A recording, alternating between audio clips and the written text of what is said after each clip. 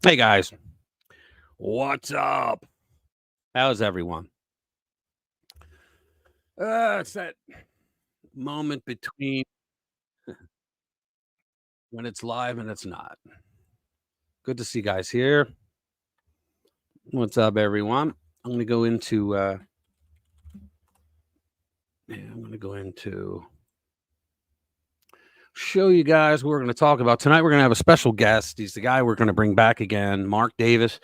He has some really juicy stuff going on in Georgia. He's got even juicier stuff that he shared with me, but I'm not allowed to talk about it yet. And that's really big. I mean, big. But the stuff he's got tonight to talk about is pretty cool too.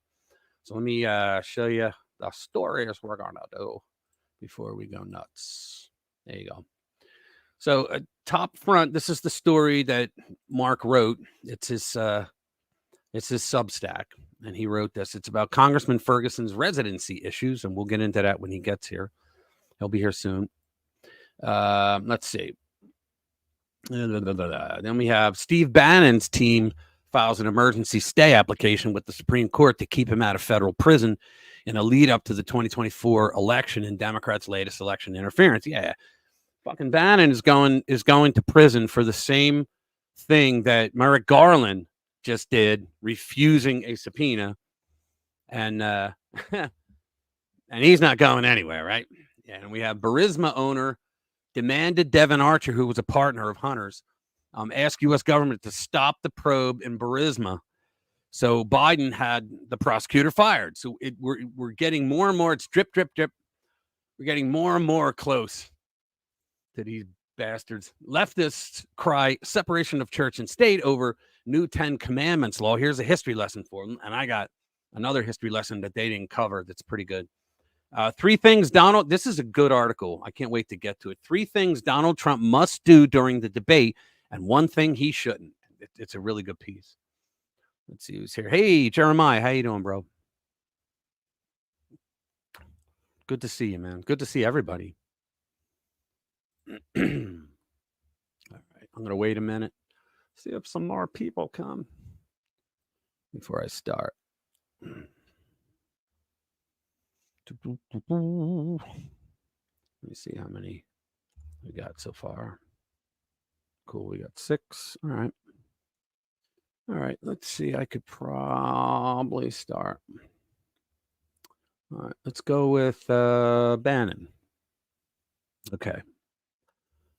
So it says, on Thursday, Steve Bannon lost his appeal to delay the July 1 start of his criminal contempt of Congress prison sentence starting in July. Do you know how many people go to prison for that? Goose egg. Like nobody got. They don't even charge people with that. The far left U.S. D.C. Circuit Court of Appeals ruled against Bannon. Bannon, the former chief strategist to former President Donald Trump, will likely seek the intervention of the Supreme Court. He's going to have to, although he may lose, because while technically nobody's ever been charged for it, it's a legit charge. But however, he has an argument that he was using executive privilege, which is exactly what Merrick Garland claimed he was doing when he refused to comply with a subpoena.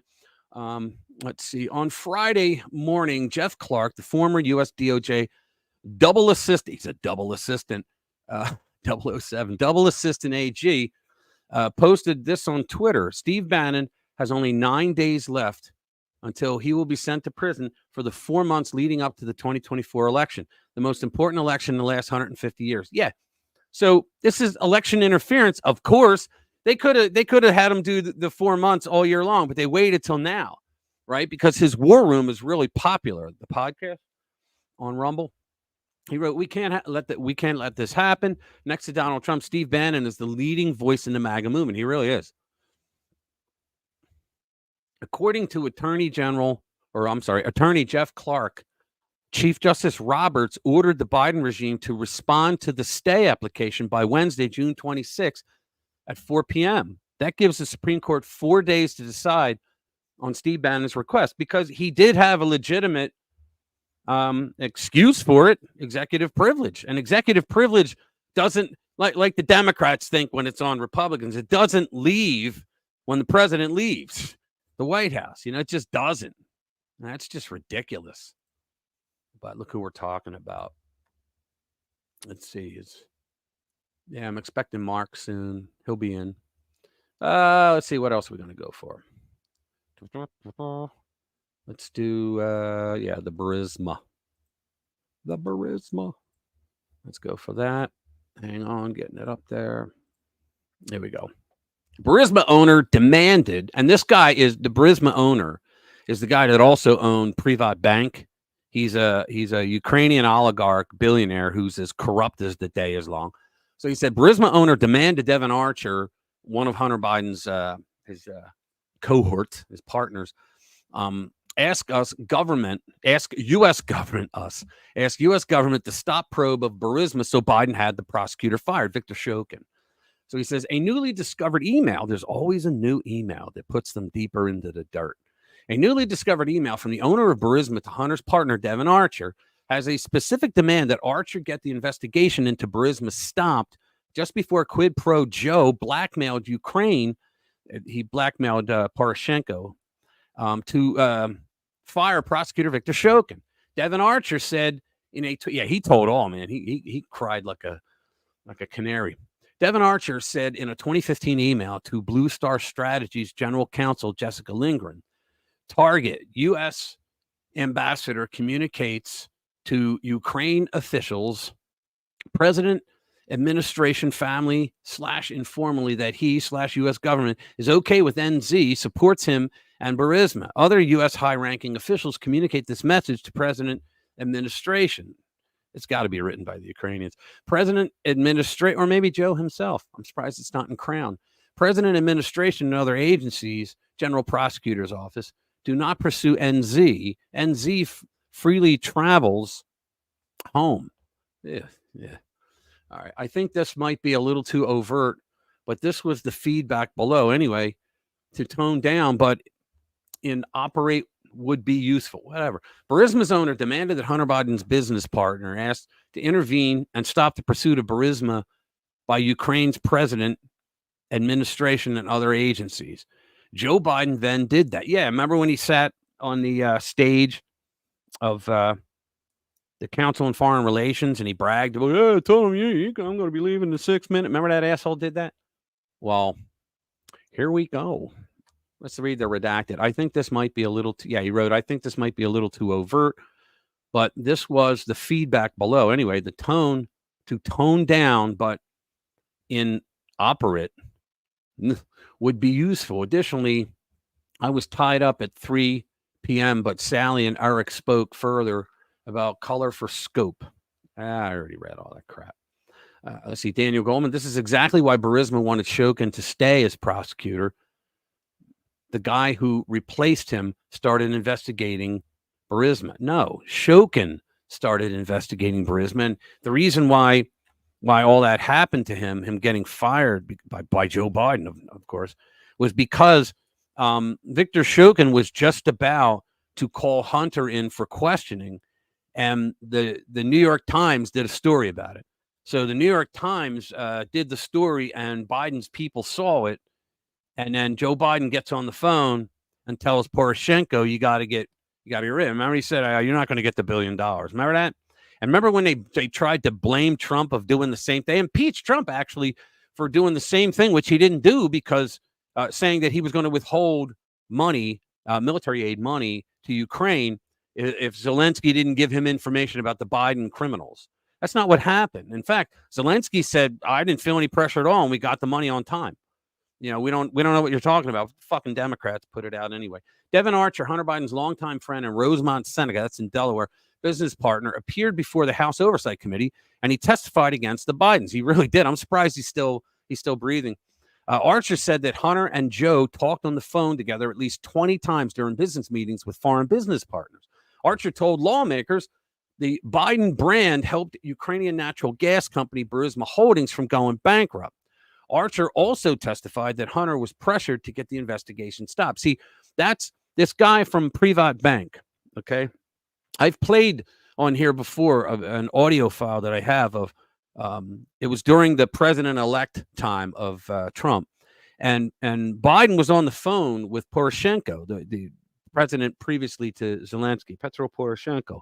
And he said to him, I want you to tell the governor of the bank, meaning the president of Privat Bank, to stand down and to shut it down, meaning the pipeline of money that went from Privat Bank, which was owned by the Ukrainian oligarch, who also had a stake in Burisma Holdings, the gas company, right? And he was sending money. It was a payoff for getting him out of trouble with his own government and with the United States government. And so they were paying $82,000, $83,000 a month to Hunter for a no-show job when he had absolutely no experience to run an energy company, let alone a gas company. And so he was saying to Poroshenko, get him to shut it down, because I don't want Trump coming in and getting smart on this and thinking that there's supposed to be more money coming into Ukraine. We got to end this. And that's another smoking gun that nobody wants to talk about. Joe Biden publicly bragged about bribing Ukraine with $1 billion to fire Viktor Shokin.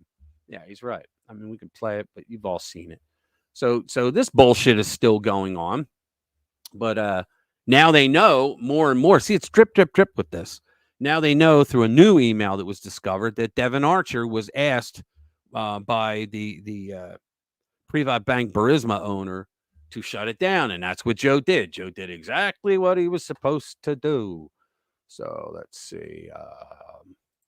What are we going to do now? Let me see. Is my guest here? Not yet.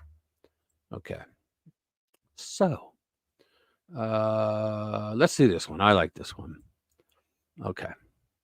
Share this tab instead. Yes. Okay. 3 things Donald Trump must do. Hang on. I want to see if it comes through. Yeah. Okay. 3 things Donald Trump must do during the debate, and 1 thing he shouldn't. This is by J.D. Rucker. A lot of people know him. Good guy.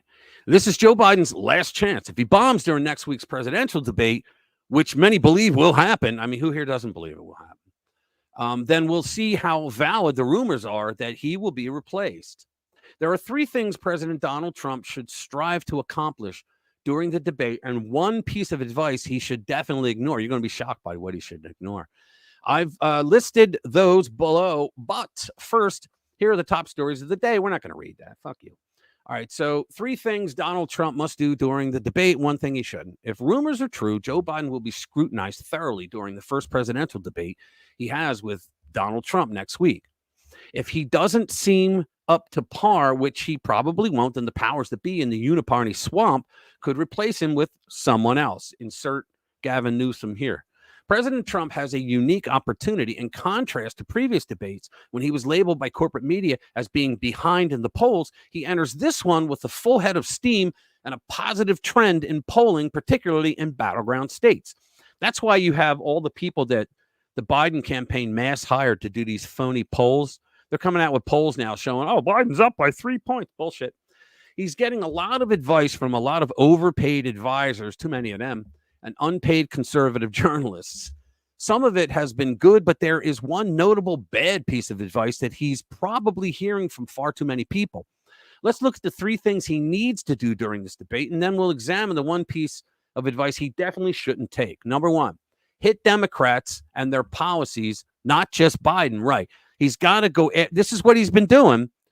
He's been attacking Joe Biden, but he's been talking about Democrat policies when he goes, like when he was in New York. Because of the trial, he was stuck in New York. He was going around talking about Democrat policies, making everybody's lives miserable, right? Dementia Joe is such an easy target that a middle schooler passing social studies could intellectually dismantle him. I believe that. But considering the possibility that Biden could be replaced, it behooves President Trump to focus his attacks on Democrat policies, not just Sleepy Joes. If he isolates Biden as the cause of all the nation's problems, then Biden's replacement will be able to enter the fray unscathed. Exactly. He's got to point out that Democrats in the federal level, meaning running the Senate, we got Democrats at the state level, governors, mayors, all that they're making your lives friggin' miserable. I mean, every blue city is a piece of crap, right? Number 2, remind people about the way things were. Exactly. Ronald Reagan said, are you better off now than you were 4 years ago? Trump has an even bigger opportunity to invoke recent history because he has the track record from his first term.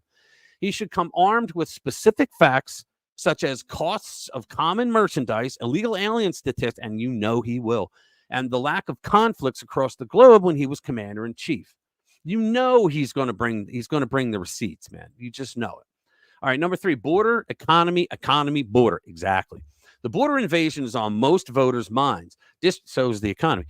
Disregard any polls that show the border crisis and the economy as either other than 1 and 2. Depending on who gets polled, the two may flip-flop, but they are definitely the top 2 concerns.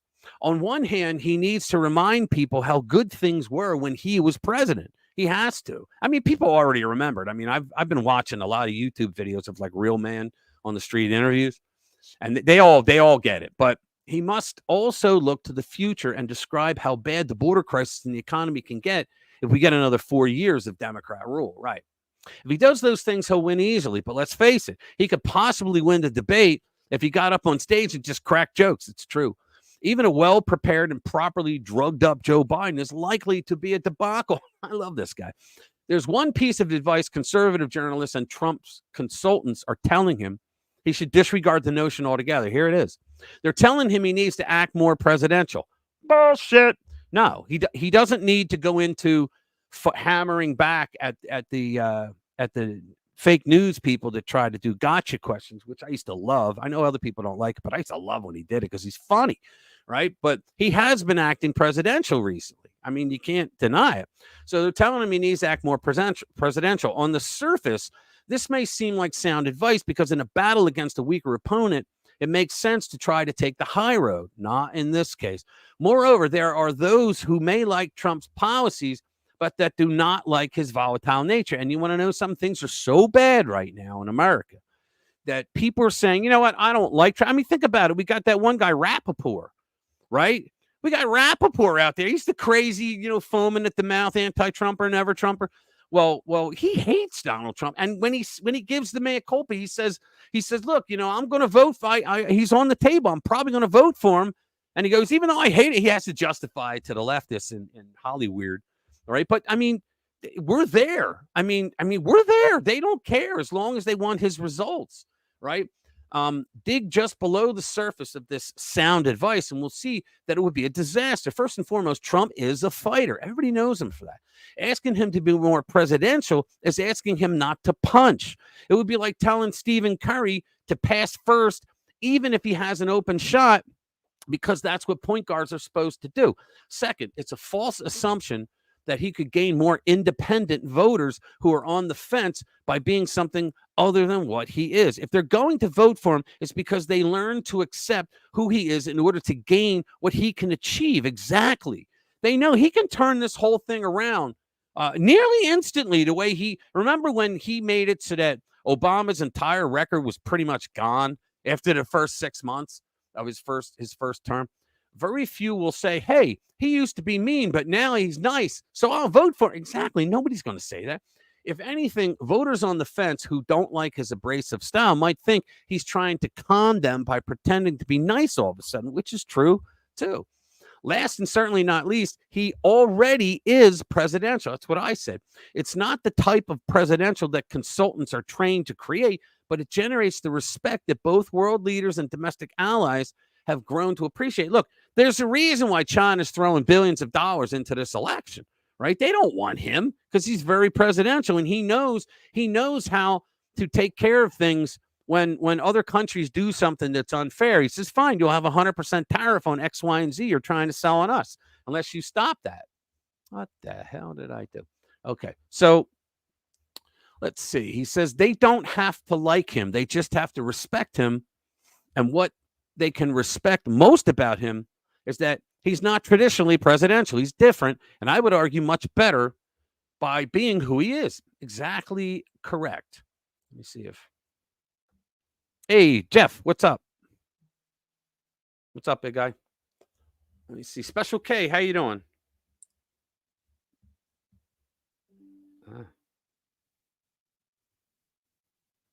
Oh, it's in the chat. Let me see. Show Shigino, where are you? There you go. I emailed your site about a week ago. If you can check it. I didn't even see. I got to kill those people that are in charge of my email. Yeah, I'll check it out. Hang on. Let me bring it up. I always shut everything down so I don't get. Was the name Show Shigino on the email? Let me check it. YouTube comment. Yeah, what's the name on the email? Hey, Special K. Let me see. I guess Show Shigino. I'll try that. Hang on.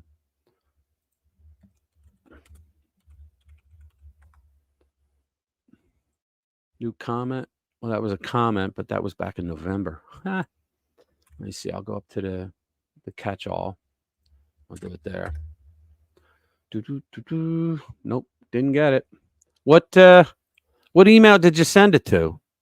Because I don't have it. We have multiple emails, but I got them all here. And the only thing I have is a comment from 2023. Unless the name is different. I don't know what the email address is, but the name may be different. I'm sorry. Yeah, I don't know. Don't know. I'll look for it later. But tell me in the chat like what the name is. And I'll look for it later. Let's see. Let me go back to here. Let's do this. All right. So, leftist cry separation of church and state. Share this tab instead. All right. Leftist cry separation of church and state over new 10 Commandments law. Here's a history lesson for them. Rarely have 7 innocuous words misinterpreted and then amplified caused so much mischief. On Wednesday, Republican Governor Jeff Landry of Louisiana ignited leftist outrage, I tell you, by signing a bill that requires all the state's public school classrooms to display the 10 Commandments, which is fine. It's historical. And apparently Moses was known as the lawgiver, which is why I bet a lot of people didn't know this. There's a statue to him right outside the chamber of the House. There's a statue because he was the original lawmaker. Okay, so predictably, opponents of the bill cited a paraphrased version of the line that appeared in the 1802 letter written by President Thomas Jefferson, Wall of Separation between church and state. As we shall see, the use of that separation phrase to attack Louisiana's law amounts to an act of sophistry. It's true. No doubt, anticipating such objections, Louisiana earmarked no state money for the mandate's implementation, relying instead on private funds.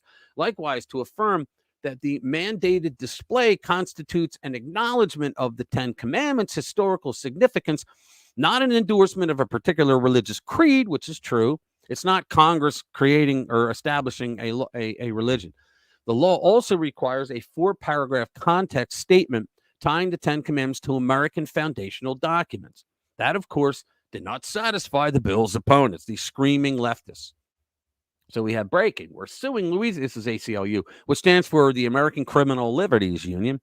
We're suing Louisiana for requiring all public schools to display 10 Commandments in every classroom.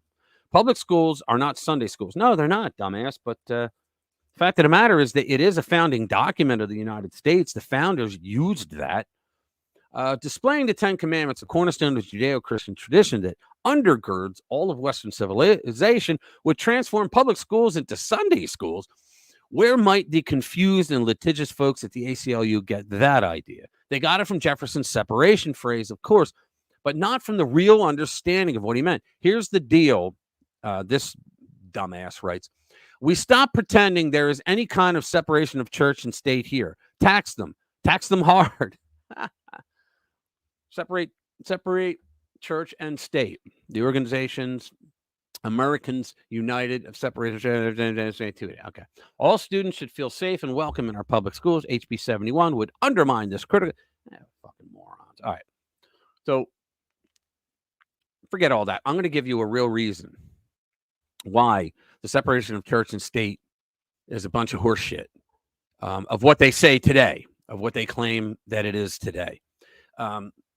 Separation of church and state is the Danbury Baptist Church wrote to Thomas Jefferson. Okay. And they said, look, in our state, our the state is doing things to harm our church. They're making laws that are against us. We need your help. And what Jefferson really wrote back was, hey, I'm sorry, but that's your local state stuff. We're the federal government. And here's the thing, what a lot of people don't understand. Back in the day when there were colonies, okay, each colony or state, if you will, had its own adopted religion. For example, Virginia was an Anglican state, and in its charter or its constitution, if you will, it said no man not being of the Anglican faith can hold public office in the Commonwealth of Virginia. Pennsylvania, my state, was the most liberal state at the time, and they said in their charter that no man not affirming of a supreme creator can hold office in Pennsylvania. Okay. So they had these adopted states. Now, why did they do that? Like they took state tax money to build churches, and they took state tax money. Hey, what's up, Bobby? They took state tax money to buy Bibles, to do Sunday school and all that. Now, why did they do that? Because that's what they did in the old country, okay, before they came over here. All right. And I'll get into Jefferson's church. He had 3 of them, actually, in a second. But what Jefferson basically said was there must be Jefferson thought about this, okay? And he thought, okay, so we have this newly formed organization called the Congress, and they may adopt its own religion, and they could try to supersede that over all the states, right? So he came out he wrote the letter, and then he wrote a piece saying that there must be a wall of separation. And what he meant was a separation between the federal government and the states and their religions. That's what he was talking about, okay? And to prove this, a lot of people don't know this, but Thomas Jefferson created, he's a deist, right? He created a church inside the Capitol building, all right? A lot of people don't know that. And eventually it became the most popular church in the area because it serviced over 2,000 worshipers every Sunday, okay? It got so popular that he then opened a second church inside the War Department. Seriously, in the War Department, which I guess would be the DOD right now, right? And so he did there. And then a third one inside the Treasury building. So he had 3 churches going, right? They were non-denominational churches, and every week there was a different pastor that would give the service, would give the mass, right? And it got so popular that when Madison got into office, he kept it going. I think the other 2 shut down because Jefferson went away. He was a little celebrity, right? And so they had enough to keep service, and Madison kept it, and he went to that church, as a matter of fact. So the separation of church and state does not mean you can't have a Christmas tree on public property. That's a bunch of horse shit. You can do whatever you want, because just because you work in a federal building doesn't mean you don't have a First Amendment right to freedom of religion. It doesn't say freedom from religion. It says freedom of religion, and you have that right.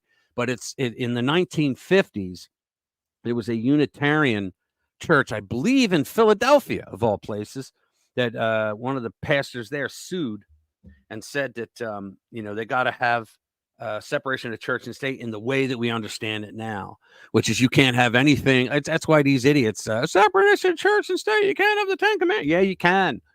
You can have the 10 Commandments. The 10 Commandments are on Moses' statue right outside the damn House of Representatives. What's up, Bass? So, I mean, I don't know what the hell these people are talking about, but let's see. Predictably opponent. All right. Likewise, to affirm that the mandated display constitutes an acknowledgement of the 10 Commandments' historical significance, not an endorsement of a particular religious creed, a law also requires the 4-paragraph context. So what they're doing is they're going out of their way. I know I read that already. They're going out of their way to say, look, this is a historical thing because that's what the founders had. That's what they used when they decided of how they were. I mean, I know a lot of people don't know this, but if you read by Cleon Skousen, it's called The 5,000-Year Leap. He gets in there and he talks about when we started to think about how we were going to do things in government, they actually went with the model of the Israelites. And what the Israelites did was they said, okay, there's going to be 3 levels. And if you have a dispute with someone, you got to work it out at the lowest level, the local level first. And after, time, if you can't come to an agreement, then you go to the next level, which we would consider the state level, right? And then not there, go to the federal level, the third level. And that's how they did it. And that's why we have that, right? Because they followed the rule of the Israelites, because they felt that most things would be handled at the local level and only some would go to the higher points. Well, we got a lot of people now and we're a litigious society. So this is what's going on. So let's see. Let's go down to where. All right. So, in other words, the latest objections to the Louisiana law rest on the phrase separation of church and state. Also, that famous phrase's historical context does not support the leftist interpretation. This is true. Let's see. Sometime after October 7, 1801, the precise date remains unknown. A three-man committee representing the Danbury Baptist Association, a group of 26 Baptist churches in Western Connecticut, and Eastern New York, wrote a letter congratulating their beloved Jefferson on his election to the presidency and laying out principles with which they knew he would agree. Sir, we are sensible that the president of the United States is not a national legislator, and also sensible that the national government cannot destroy the laws of each state. They have now. But how naive were they back then to think that people, the frigging governments in our day would stick to the Constitution, right? But our hopes are strong that the sentiments of our beloved president, which have had such, boy, they're kissing his ass, aren't they? Such genial effect already, like the radiant beams of the sun, will shine and prevail through all these states and all the world till hierarchy and tyranny be destroyed from the earth, the letter read. All right, let's get down to the part. Jefferson did not receive this remarkable letter until December 30th, nor did it reach him without fanfare. In fact, the same itinerant preacher who carried the letter also delivered a now legendary giant wheel of cheese made by the citizens of Cheshire, Massachusetts. Wow. Another Baptist stronghold in a state that did not disestablish its congregational church until 1833. In other words, Jefferson had New England Baptists on the mind as the new year approached. It might even have been the reason he invited Republican Representative William Eustis of Massachusetts to dine with him. All right. Over the next 2 days, the president's reply to the Danbury Baptist Association went through two drafts. We don't really have to read the drafts. I already read you what it was. Likewise, did not approve the established churches. He made no effort to influence state laws, right? Indeed, he could not have done so had he wished. As Danbury Baptist noted, the president is not the national legislature nor the federal government, right? And that includes every branch. Yeah, but see, I don't think they liked Jefferson's response because he said, nah, that's the state level. I can't do anything. So I don't think they liked it. But yeah, the lefties have been trying to kill Christ every chance they can with this BS. Oh, cool, Jeremiah. That's good. Yeah, it's true. I read, if you read Cleon Scozen, it's the 5,000-Year Leap. There's a lot of good stuff in there. A lot of good stuff. Like the first coin had the Star of David on it, believe it or not. Our first coin. Yeah, and there were a lot of things that were done that had to do with religion in this country. And a lot of people don't realize that, but they did make a secular government. It's just a lot of people don't want religion anywhere.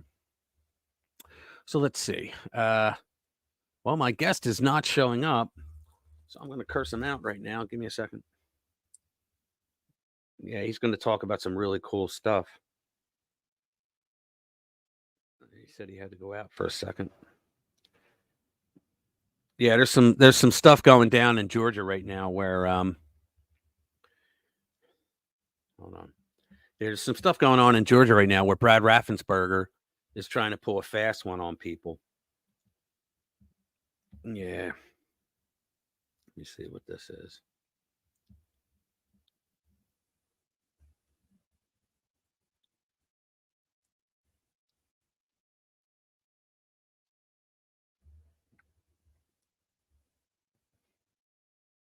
Wow. See if he gets back to me. Let's go over some other stuff. What else do we have? We did the Burisma, the Bannon. Yeah, I'm not going to do the Ferguson story. The residency issues. Let's see if we have something else. I'm going to wait for him to come on. He's saying, hold on. How's he saying? Yep. Okay. He should be coming in soon. Yeah. I'm going to bring him in as soon as he gets here. So he better be ready.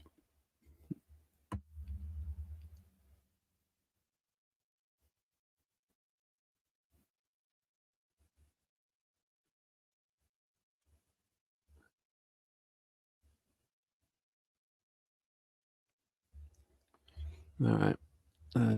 Devon went down to Georgia from cheese and peel. That's funny.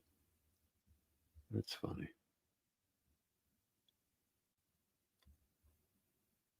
Let's see.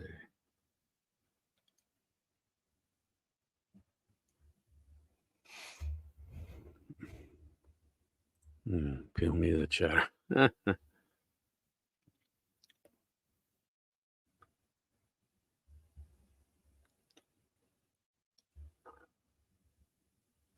the hell is this?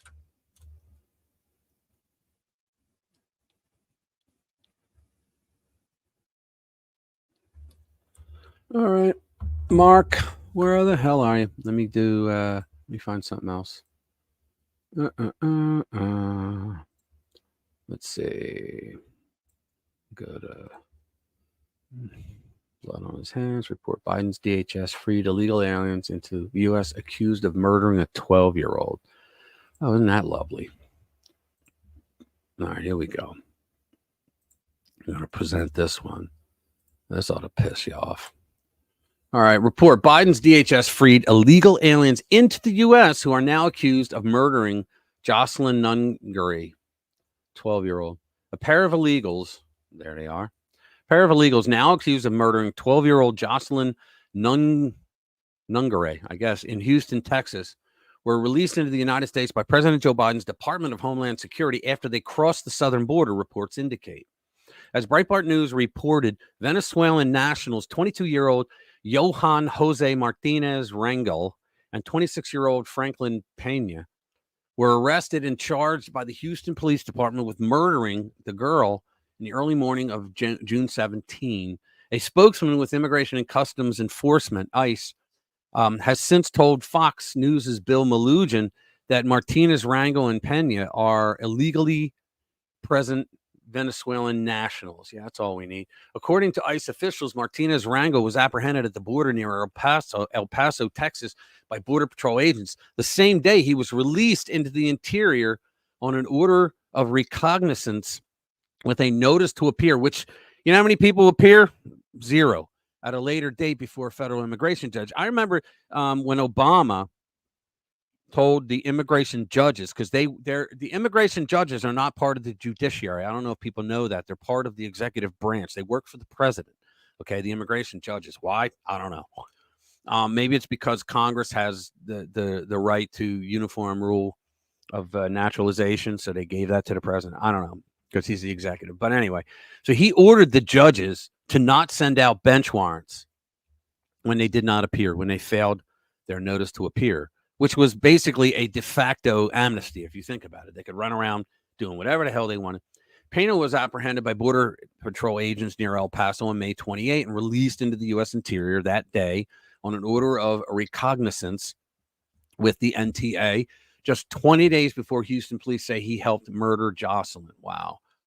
So, guys, that's just a story like that is all you really need to hear, right? To understand that what Biden has done is unforgivable, letting over 12 million illegals. And now he just gave 500,000 DACA people, all unconstitutional in here. He gave 500,000 of them amnesty, and you know they're going to be voting. You know it. I don't think it's going to help. I think God or God. I think Trump, God. Wow. I think Trump is so far ahead right now that I don't think anything's going to help Biden. Even and you know what? He just needs to have, because in the blue states, he may not win blue states anyway, but you really need to have a lot of Republican lawyers in there watching and not putting up with the bullshit that they did the last time, kicking people out of the vote counting center so you can't observe. Bullshit. As you know, they're going to try. They're trying everything else, bringing all the illegals in so they can vote, so they can build their power up with the census data. All right, let me see what he said.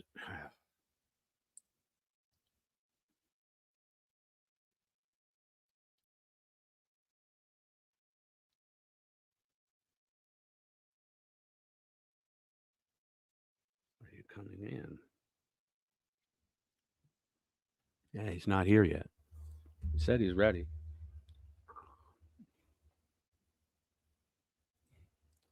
All right. I sent him the link before. I'm going to send it again. Sorry, guys. This is going to be good, though. Trust me.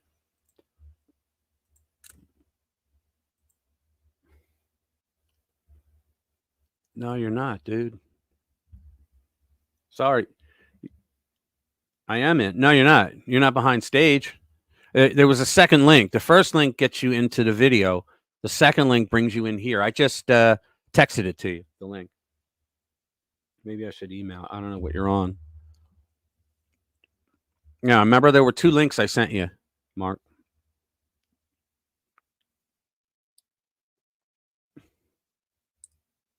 Yeah, there he is. All right, guys, going to bring him in now. Here you go.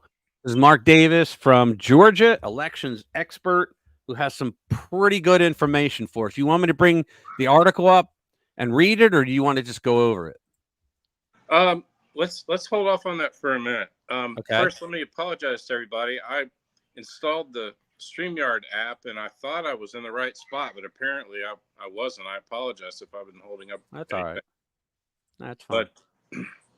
But so yeah, fun stuff to tell you all about. The shenanigans going on.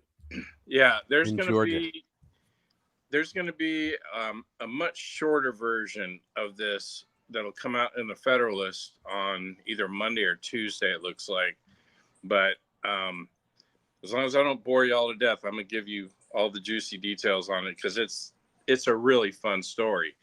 So anyway, as we've talked about before, you guys know that after the 2020 election, I found evidence, pretty strong evidence of systemic irregularities that had happened here in Georgia. And I gave that data to the Trump attorneys. And it fits the Georgia Supreme Court's definition of systemic irregularities, like to a T. And so they were all ready to go with all of this to court. I was due to testify as an expert witness if it got that far. And so never happened. We never did get the opportunity to do that before certification happened. January 6th came and went. Y'all all know that story. Right. So I waited a few months and I gathered corroborating evidence and I turned it in for an investigation, which the Secretary of State's office never did. And their excuse for not doing it was they disagreed with my legal premise behind the entire analysis. Which was? They argued that those votes were lawful. Mind-blowing, because their own website at the time had language up on it that they were not. And that language was based squarely on Georgia's residency laws, which any of y'all can find in OCGA 21-2-2, 16, 17, and 18. Basically, that. You guys all get that? I'm not going to remember. It's somebody might care, but so it blew my mind that they took that position, but they took that position with factcheck.org when they asked about these issues. Yep. They took that position with Daily Wire when they asked about these issues. And they basically just have stonewalled. But then, I think we might have talked about this last time. If y'all recall, February 15th of this year, I went down to testify before the Senate Ethics Committee. Yep. It was me and the head of the Georgia Party's Election Integrity Task Force and 2 other analysts. So we all go down there, we load up, go down there and testify. And we're surprised when all of a sudden the Secretary of State's people start walking in. Yep. And the committee chairman moves them to the front of the line to give their presentation. Now, keep in mind, we had all had to turn in our written remarks the day before. Okay. So if you watch the tape, and Rich has a link. Yeah, I'm gonna play it in a second. Well, if you watch the tape, Gabe preempts our remarks, and he says stuff like, well, you're going to hear from people I've known for 30 years, and they're well intentioned, but, bad data this and loose matching that, and just nonsense. But right in the middle of it, he said something that was an absolute shocker. You want me to play it? Yeah, this would be a good time. There you go. It's very short, but wait till you hear this, guys. Let me bring it up. Ready? Here we go. We do know after this voter registration changeover that we probably have thousands of people over the last few years voting and not necessarily 100% the right place. And that takes away their vote from where they ought to be, and it dilutes the vote of somebody else. Unbelievable. That's quite an about face for a guy who was not long ago claiming those votes were legal. I mean, telling this to a friend of mine who's on the state election board. He was telling them, those votes were legal. I mean, with a straight face. Yep. Yeah. But he comes in and he says that. And I was thinking about it ever since. I'm like, what in the heck possessed him to say that? Yep. And I remembered a while back hearing about one of our Georgia congressmen who had a residency issue. And I remember making a mental note to come back and dig into it and try to figure out, what was the deal with that. And I never got around to it, but I decided that this is probably the time for me to get around to it. So what had happened was there's a reporter with the AJC named Mark Nisi. He's a lefty. And me and other folks here in Georgia know him. And, he kind of plays at being fair, but at the end of the day, we all know what his deal is, and we all know what he will and will not report on, and so on and so forth. And as a former state rep here that's a friend of mine who I did 2 cases for, he overturned 2 of his elections. And so we have tried to talk with him about these issues like at length, because in that case, there was actually a sheriff who doesn't live in the county he was the sheriff of. And that's a constitutional office. You have to. Right. And so anyway, we talked to him about all these residency issues, and I explained to him, how we find them and all of this. Well, he did an article after the 2022 election calling out Congressman Ferguson here in Georgia's 3rd district for alleged residency violations. And I had got wind of it. So when I returned to the issue, I went, okay, I'm going to go to my analysis of 2020 and see if I see Drew Ferguson in there. Well, I did. And I thought, holy cow, maybe something to this. And I won't bore y'all with the details, but I explored it. And yeah, there's probable cause for the state election board or Secretary of State or the state election board to investigate. Certainly. So anyway, then there was another article, a follow-up article, that the original article had said that the Secretary of State's office doesn't have an investigation open because nobody turned in a complaint. Right. Then there was a follow-up article. All of a sudden, then there was an investigation open. Then, not long ago, there was another article that said that he had announced his resignation. He's not running for office again. And I thought, holy cow.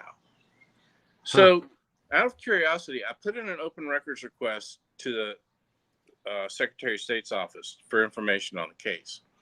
And I did it through the online portal rather than emailing people that I know, because I wanted to kind of try to blend in and maybe nobody would notice who was asking to apply. Yeah. So Friday, I got back a response, and it basically says, I'm paraphrasing here, but it's something like, sorry, there's nothing we can give you. This case is in the queue to be adjudicated by the state election board, blah, blah, blah. What that means, when the Secretary of State gets a case, they look into it to see if there's probable cause to carry on an investigation. And if they decide there is, they do the investigation. And if the investigation bears fruit, they may or may not turn it over to the state election board for adjudication. Well, in this case, they did. So think about this, guys, in context. They've been ignoring almost nearly 35,000 residency issues from 2020. I've got another 25,700 and something and some change to give them for 2022. Only reason I haven't turned that one in yet is because I've been getting corroborating evidence for the past couple of years. So they've got this ginormous stack of residency issues, and they know they're going on. You just saw evidence of that. Gabe flat-footed admitted right there in front of the state ethics committee. Hold on, guys. What he's saying, well, explain what Gabe said in that 10 seconds. What he actually said in English. Right. If you really break down what he's saying, he's admitting that they've had thousands of residency violations, but he's trying to minimize the whole thing by saying, not necessarily 100% the right place. Well, there's only one right place, okay? Our residency has to be based on where we actually live, where our domicile is, because that's what dictates our voting districts. And that's not negotiable. I mean, it's where you live. So what he was basically saying there, without saying it, he was trying to minimize all these issues while at the same time kind of giving a wink and a nod to the committee. Oh, yeah, we know these exist. We're working on them. You know, I was stunned. I mean, most of the crowd there was stunned when he said that. Yeah. And because the Secretary of State's office does not want to admit, especially Raffensperger, does not want to admit that they knew all along that they had residency issues, but they did nothing to fix them. Well, they knew that we had these residency issues not long after November 25th, 2020, because all of a sudden I was working on this stuff with a former FBI agent named Derek Somerville, and I had already kind of burned my bridge with the Secretary of State's office over the whole double voting thing. And I don't know if we've ever even talked about that one. That's a fun story. Yeah, we did. Yeah. Okay. You had the one guy that like admitted it. Like, oh yeah, I did. Yeah. So I had already kind of burned my bridge with the Secretary of State's office, so they didn't reach out to me, but they started reaching out to Derek when they got wind of this, wanting a copy of the data. Right. Meanwhile, we were trying to get a certified copy of the qualified list of electors so that I could use it in court, on behalf of President Trump. And so anyway, so they knew all about them. And then these issues were put in the Trump lawsuit. They were well aware of the Trump lawsuit for sure. Right. And then they argued with the Trump lawyers over all this on that infamous phone call with Brad Raffensperger. And then, of course, in May of that year, they actually received my investigation with corroborating evidence on, at the time, about 10,000. Now it's up to about 15,000, which amounts to about 42%. But there's less than 20% of those voters that are still active and registered where they were, because a lot of them have gone through the Secretary of State's own list cleanup process. So anyway, they're very well aware of all these issues. So they started to admit to them, apparently, because I think that residency case with Congressman Ferguson really left them no choice. I mean, it kind of put them in a box. I mean, they could either deny it and look like they're covering up for a member of Congress, or admit to it, and then all of a sudden that opens a great big barn door size hole you could drive a Mack truck through for all this other evidence to come in. Right. I guess that's what they chose to do, because now that it's going to the state election board, somebody on the board might call a guy named Mark Davis, and Chris, he might bring the receipts. And me and my election integrity people are talking about possibly going down there and handing out bags of gourmet popcorn for this one. I'm not even kidding. I know, just sit there and munch while you're watching it, because it's going to be great. Oh, y'all got to watch this. You've got to pay close attention to this case, because it's really going to be a doozy. I can't wait to see. And I'll tell you the other one you got to pay attention to. And Well, hang on. Hold on, Mark. Before you do that, Okay. Chris asked, how many votes did Trump say he needed? It was like, what was it, 11,790? Okay, when Trump said to Raffensperger, find me 11,780 votes, he was 80. speaking shorthand. Trump does Right. that. Y'all know this. What he was basically saying, because he didn't know he was being taped. Well, right. Talk about prior to him saying that, what he was doing. What was he reading to Raffensperger? He was reading your report.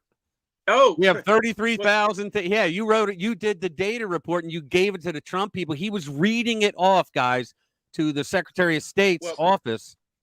And then he said, out of all that, find me 11,780. Go ahead. The thing to put in context here is they got a lot of input from a lot of different analysts. I was just one of them. And the problem that we had is there were some brilliant analysts that got involved, but they didn't know much about voter data.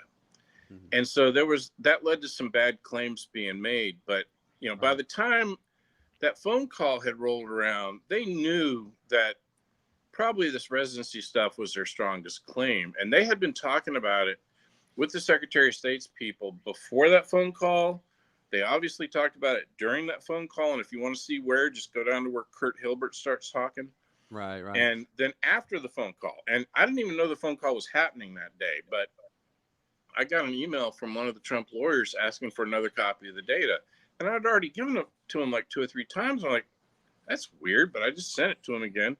Now I know, because they talked about going over it the next day in that phone call. You can see it in the transcript. Yep. So that's why Raffensperger is so desperate to avoid this whole topic. This is why they have gone to such great lengths. I mean, you guys keep in mind here, these are friends of mine dissing me, okay? Yeah. I've known Gabe Sterling since we were kids. And Mike Hassinger, their communications director, I've known him for years too. He once told a room full of political consultants that I was the Heisenberg of voter data. It's like an allusion to Breaking Bad. This guy trashed me on the Daily Wire. You can if you Google Daily Wire, Fred Lucas, Mark Davis, you can find that story. And he just trashed me. Like, I'm just supposed to be, okay, well, I know you're just doing your job, man. And to an extent I am. I mean, I'm not that salty about it or anything, but yeah, these are people that I know, and they do not want to talk about this stuff. They are never going to admit that Trump had a point on that phone call. They're never going to do it. They won't. Yeah, they won't. And plus, they leaked that to harm Trump and cover their own ass at the same time. And that's come out now. Molly Hemingway did a story on that. That came out in the grand jury in the Fulton County case, in the Fulton 19. Oh, and that's what I was going to tell you all about. Okay, pay attention to the Young Thug trial. Okay, y'all remember there's 2 RICO cases going on in Fulton County. Okay, one of them is the Fulton 19, and the other is the Young Thug. Okay, all the lawyers on those cases, they're all in touch. They're all aware of each other's situations and issues and all of this stuff. Okay, there may be a lot more really interesting stuff coming out on that whole situation. And it's stuff that I don't dare go into.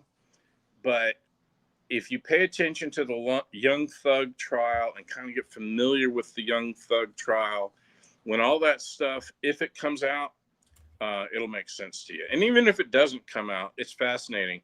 The Chief Justice of the Atlanta Judicial Circuit is a guy named Ural Glanville. Now, I was his political consultant when he was first elected to the magistrate's court back in the early 90s or mid 90s. Anyway, at the time, I really liked him and seemed like a very serious guy. He's really drawing a lot of fire in that case. And also, there's photographs of him circulating wearing black robes with like the African-American color pattern, whatever you call it. Oh, really? That. Yeah. And I'm like, what? I mean, that was not the guy I knew. Right. But, and I don't think probably had to get elected. I don't think that's really appropriate for a judge to wear, but that's not, my deal. But so anyway, it's a fascinating case to watch. And if you kind of get familiar with it, then if any of this other stuff that's brewing ends up coming out, it'll make a whole lot more sense to you. And there may come a time and place when I can talk about that stuff, but I've gotten to the point where I instinctively know better about certain topics, and this is one of those. Right, because you got to live there. Yeah, I got to live here, and yeah. There's a time you can say things on YouTube, and a time you can't. Oh yeah, don't we know it? Yeah. Anyway, probably everyone was taking a knee during George Floyd. Yeah. Everyone was taking it was that kind of robe is what I'm talking about. Yeah, that's right. Yeah, I remember that when they put those things around them, Nancy Pelosi and all those idiots. When they did the genuflection to the BLM. This was a robe where it was sewn in. Like now I'll bet a lot of those BLM people were voting for Trump. They're going to hold their nose and vote for Trump because they're voting for their best interests, right? Oh, listen, on that note, okay, cloth, there's a couple of YouTube channels. There's a couple of YouTube channels down here y'all might want to check out. One of them is called The Lead Attorney. Right. And another is Melinda. Is that King. The black guy, lead attorney? What I'm telling y'all about now is like the Atlanta black YouTube environment, the YouTubers down here. Right. There's something major going on. They're not Republicans or anything, but they are not loyal Democrats either, and they are trashing Miss Willis and Madam Willis, she likes to be called. But man, they'll spend hours and hours and hours going over all the latest on the Young Thug trial and on Earl Glanville and the Fulton 19 a little bit. They're not too big on the Fulton 19, but they were really riveted on the whole Fannie Willis Nathan Wade saga. And I don't know if y'all saw this, but did you see what Nathan did on the Daily Show? No, what did he do? Holy cow, Rich! You've got to pull that one up. I think I actually sent you the link to it. Hold on. It is. Now, who was it? Nathan Wade? Is it? Huh? Who was it? Nathan Wade or who was it? It was Nathan Wade. And was it Damon Wayans or something like that? It was a black comedian, and holy cow, you guys. You will laugh yourselves till you cry. Well, here's one that's 56 seconds long. It says Nathan Wade appears on the Daily Show. And then there's another one. Run it, man. Run it. Oh, really? Is that it? All right, cool. All right, hang on. I'll bring it up. Let's see. Is that it? Yeah. Nathan Wade on the Daily Show. Here we go. Morning. Nathan Wade, the former special prosecutor in Donald Trump's Fulton County election interference case, has been on a press run discussing his relationship with DA Fani Willis. The latest was an appearance on The Daily Show with comedian Marlon Wayans. In the skit, Wayans asks Wade several racy questions about his interactions with Willis. The skit was unexpected. Wade went on to say Willis was not his boss. Oh, that's funny. They left a lot on the cutting room floor for that story, but y'all got to go. There's another one. There's one at 6 minutes. Let's see. What else is there? Girls on Fannie Willis fling and Trump case dismissal. Was it dismissed? I didn't hear that. No. The Trump case dismissal. That's just clickbait. What happened was the Court of Appeals issued a stay. Well, first they took the interlocutory appeal. Right. Then they issued a stay. So right now they basically put the case on hold, and it may die right there in the Court of Appeals. Frankly, that's my bet. But if it doesn't die in the Court of Appeals and it goes to trial, boy, is that going to get interesting. Oh, yeah. So you're going to play the other one or no? Oh, the other. Oh, you want to play the? All right, yeah, sure. I'm just saying they left the good stuff on the cutting room floor. I mean, you won't believe the story. Because you can only play so much. I think it's copyrighted. Yeah. Matter of fact, I don't think I should play the rest because I'm probably going to get yeeted anyway after this is over. I'm gonna have to delete this part out. That's what you have to do. Yeah. Well, hopefully, I didn't cause you a bunch of trouble. No. I'll just have if they hit me up for it, I'll just have to. How did I lose? Wait a minute. Well, if nobody has questions, I'm gonna probably go fix some dinner. I lost the Anybody wanna know chat. anything about any of all that stuff? Oh, Hang on. There it is. Comments. There you are. Rich Yeah, go ahead. had the link to the Substack if anybody wants to read it. Yeah, yeah. I'll put it Stick out. that somewhere. Yeah, hang on. All right. Yeah, as a matter of fact, that's what I was gonna read with you.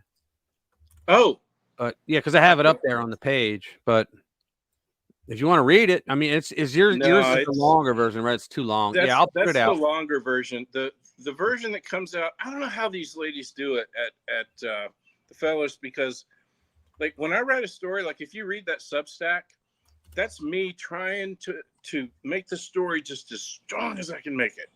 Okay. Right. But it never fails, man. I turn in one of those stories, they chop off a third of it, and it comes out better than it was. I don't know how they do that. I mean, it's amazing. But they basically took that story, boiled it down, condensed it to where people will actually read it, and got the really important stuff across. I'm gonna have to learn to do that. I gotta go into too much detail. I feel like everybody always wants it because that's how I'm wired, but not everybody's wired like that. So, but anyway, all right. Well, listen, y'all, thanks for having me, and all right, man. We'll talk with you later, Rich. All right, brother. I'll talk to you. See you. All right, guys. So let's get back. Jimmy, you still here? You want to come in?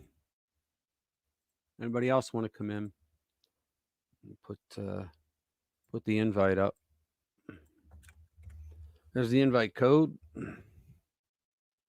How do law schools remove the stain of leftist ideologues teaching their version of the law that favors crime over innocence? Yeah, I'm telling you, it's pretty bad. You know, I was shocked. The first time I was shocked about that with law schools is when OJ was found not guilty of murdering 2 white people. They showed Temple University Law School, which was, it wasn't the whole law school, but the room was filled with young black students. They were law students, and they just jumped up and down for joy, cheering when he got away with murder. Unbelievable.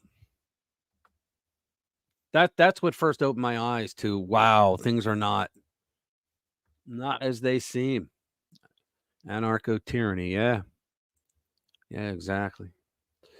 All right, let's see. Let's see if I can read some other stuff. Let's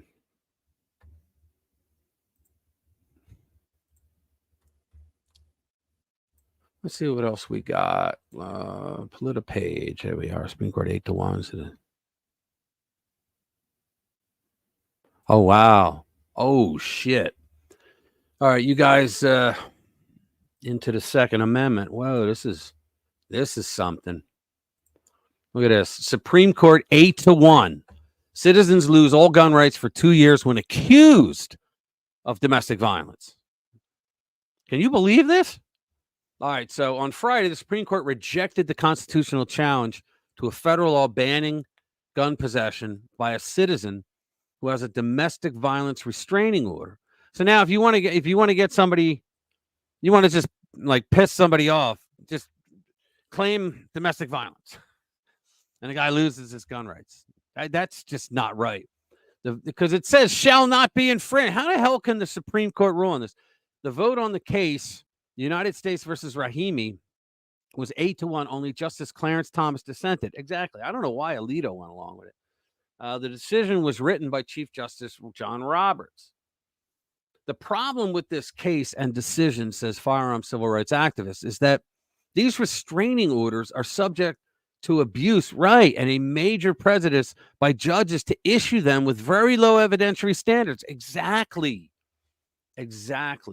Mainstream media and the gun-grabbing groups were busy celebrating another court decision in favor of restricting gun rights. As CNN reported, Joe Biden celebrated the anti-gun. You know why? Because they're going to use it. They're going to abuse it, is what they're going to do, saying through a prepared statement, what he should have said was, as a result of today's ruling, survivors of domestic violence and their families will be able to count on critical protections just as they have for the past 3 decades. No.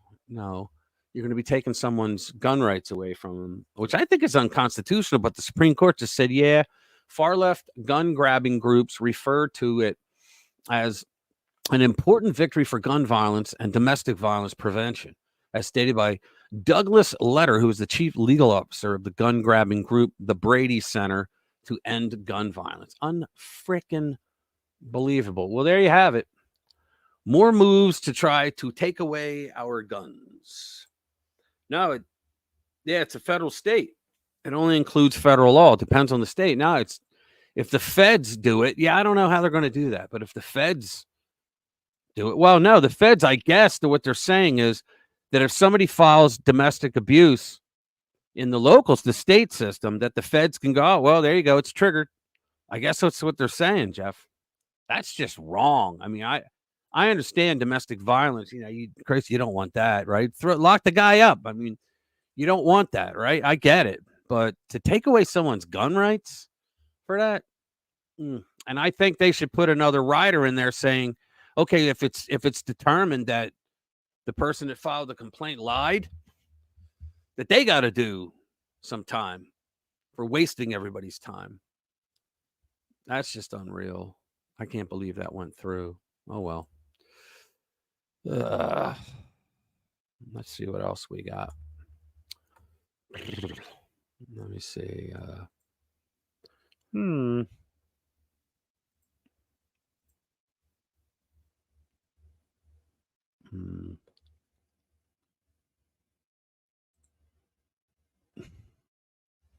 Okay, so another Supreme Court leak. Biden announced executive order to legalize immigrant spouses 3 days before SCOTUS issues ruling on spouse's visa.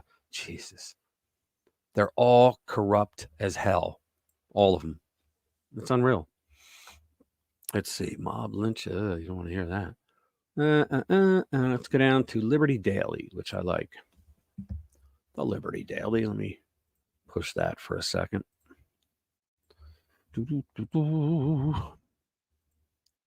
Let's see. Founders must be rolling in their graves. Trader Joe's immigration power grab. Let's read this. During the Constitution ratification debates between the Federalists who supported ratification and the Anti-Federalists who opposed it, one of the most strident areas of disagreement was the extent to which the proposed position of President of the United States was actually an ersatz king. Leading Anti-Federalists thought the new president would be a thinly veiled monarch. In response, leading Federalists, including those who would eventually hold radically different views of presidential powers, joined forces to assuage anti-Federalist concerns. Multiple essays in the Federalist Papers, right? The Federalists' eponymous effort to publicly promote the ratification, it was basically for New York to join, Governor Clinton to sign it, were dedicated by explaining the nature of the office of the presidency. Do I really want to read all this? Let me see. Founders must be rolling their graves. I want to get to the immigration part.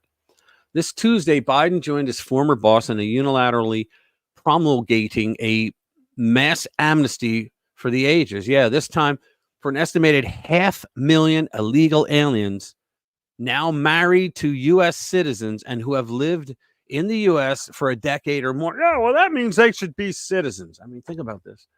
So he's going to have another 500,000 because he did 500,000, did 500,000 DACA recipients.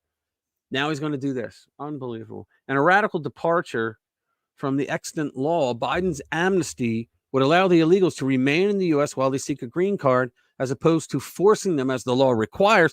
Everything Biden does is breaking our immigration laws to return to their home country while applying for permanent residency. My God.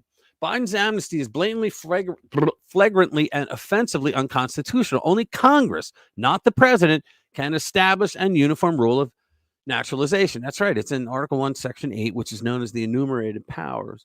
Prosecutorial discretion, which Biden, like Obama before him, laughably invokes, can you believe this, is only legitimate when applied on an individualized case-by-case basis. Prosecutorial discretion does not apply to a blanket refusal to enforce large swaths of immigration law, an act which by itself violates the president's Article 2, Section 3 prerogative to take care that the laws be faithfully executed. The president has plenary statutory authority under 8 U.S.C. 1201 to deport any alien, legal or illegal, at any time for any reason, but he does not have any reciprocal power to naturalize aliens outside of Congress. That's exactly right. Congress has to be involved. This prick is doing, how many things has he done now? He didn't involve Congress in the student loan debt forgiveness, right? And he's supposed to. Only Congress can forgive debt, right? Supreme Court told him that in the ruling. He gave the double barrel and said, I don't care. I'm going to do it anyway. He's buying votes. It's just unreal what these people are. What's up, Liquid? Yeah, it's, man. You know, I was watching, like, anybody watch my video on Rachel Maddow, Richard Maddow, the other day on the Shrew, where she was pointing out things that Trump might do or probably will do if he gets elected again, like as a dictator stuff, right? They didn't mention a goddamn thing of what Biden's actually doing that makes him a dictator. I mean, none of them. They didn't say a word. It's uncanny. It really is. What's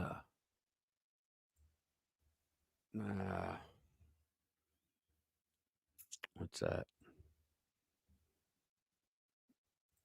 You well, brother. How you doing, Liquid? What is going on? Let's see. Go down. Your news good too, Becker. Kyle Becker. Becker News. Oh wow. Nothing to. Oh. He cleaned out his site. Holy crap! Why'd he do that? He's got nothing to post. Oh man, I wonder why he did that. He had a good site. Techno Fog. Let's go with Not the Bee. They always do fun stuff. Justice Department. Let me see. I'll bring it in. Rebrand your account. All right, cool. Just let us know what it is. King Joe's goons charge 5 more Americans for blocking access to an abortion clinic. Let's see. The Justice Department avoided all pronouns during a press announcement about a non-binary mass shooter. What did Kamala mean by tweeting out this photo talking about children? All right. This is not grooming. It's not sexualizing and scandalizing children. This photo is just the VP of the USA hugging some dude, I'm pretty sure, in sparkly blue women's undergarments at a pride event endorsed from the highest office in the land. All right. We can't talk about that. We get in trouble if we do. So I'm going to go to another one. Let's see. Is it part of pronouns? Justice Department avoided all pronouns during press announcement about a non-binary mass shooter. Holy mackerel. Can you imagine the lengths they're going to for the freak shows? I can't unsee this uncalled quadruple dribble, whatever. Hang on. We got to see this one. Let's see. There we go. Let's see this one. Here we go. Let's watch. They watching because of me too. Well, I can pretty much confirm that they are not. Nobody is spending their free time and hard-earned money watching Angel Reese play ping pong with the backboard. She might be the worst finisher around the rim that I have ever seen. Why she got so much hype at LSU, I will never know. You know why she has so many double-doubles? Because of plays like this. Tucks it up at the backboard with no intention of it going in. She really Andre Drummond, bro, collecting her own rebounds. He also has no right hand whatsoever. He is actually the equivalent of Killian Hayes. They both have no right hand. Watch this again. Just indescribable. Nobody is watching Angel Reese playing patty cake with her right hand. I'll tell you that right now. Guys, this is a professional basketball player. Did I really just see her potty shot it from under the rim? I'm starting to realize she really just trying to play the villain to keep herself relevant because outside of Caitlin Clark, she is a nobody. I don't know what she does well in the basketball court, but Walmart's about to have a stellar employee. Top shelves are going to be stocked like they've never been stocked before. One last reminder, this is a paid professional basketball player. She getting swatted more than a fly. Oh, that's funny. That's hilarious.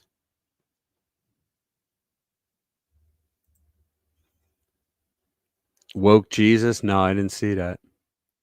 Laughed so hard I cried. Let me see. Stop sharing. Yeah. How was I sharing that? All right, let's see. Babylon B.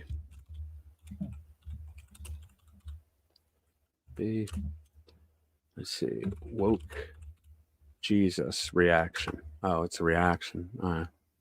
Let's see. Woke Jesus. Okay, hold on. Let's go here. I will share it. I'm pretty sure I can play it. Okay, here we go. If anyone slaps you on the right cheek, turn it off of the other also. Unless they're a Republican. Then you can feel free to punch them in the face.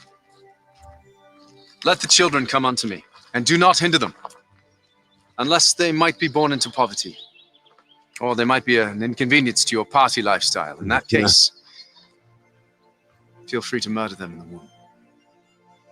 Haven't you read that in the beginning, God created them male and female, and genderqueer, femboy, trans man, trans woman, two-spirit?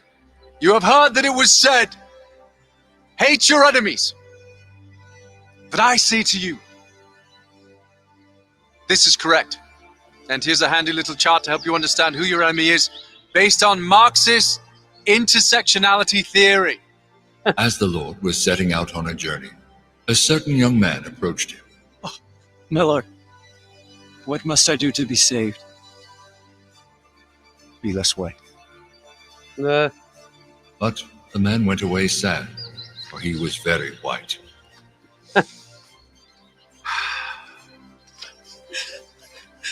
My Lord, if you had been here, my brother Lazarus would not have died. Do not be afraid. For Lazarus will live again through this mail-in ballot.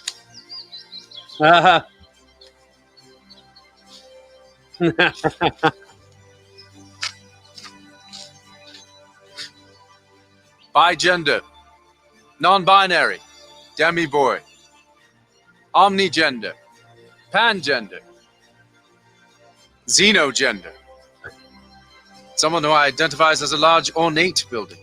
I am the way, the truth, and the life. No one comes to the Father except by reducing their carbon footprint and getting vaccinated 12 times, like me. Cancel your enemies. Curse those who bless you. And burn down the whole country if you don't get your way. Tater-tot gender, ghost boy, tri-spirit, weather gender, transfemme, polyfluid, dolphin man, yodel boy, Goomba sexual. It's a miracle. Jesus has multiplied the fish and the loaves. No, my son. I've merely stolen it from that village over there. It's called wealth redistribution. Pretty sweet, huh? Nice. Would you like to be healed, my son? Yes, of course, Jesus. Thank you. Thank you. Then fear not, for I have supported a new healthcare bill that will force you to buy insurance. Because I am a good person. By this, they will know that you are my disciples. If you have one of these yard signs, or you wear a Ukraine pin, or you put one of these human rights campaign stickers on your camel. Here, take one. Super sticky. The poor you will always have with you. This is because of capitalism. Eat the rich. Eat the rich. Eat the rich. Eat the rich. Eat the rich. Eat the rich. Eat the rich. Eat the rich. That's funny. Queer. Thought it was over. Barista queer. Cocaine bear gender. Marvel sexual, hyper queer, hedgehog brony. And last but not least, bi-curious demi-gherkin. What about Shrek gendered? Oh, yes. Shrek gendered too, yeah. Whatever you guys want. Make them all up. It's fine. The church is under attack. Marxist ideology and wokeism are attempting to hijack the gospel message and lead many astray. That's why you need woke Jesus, the false Messiah. Nah, that's hilarious. Let's see. Mixtape. Can we play next time? Sure. Why not? Why not? Please don't eat, Rich. What do you mean don't eat? What am I eating?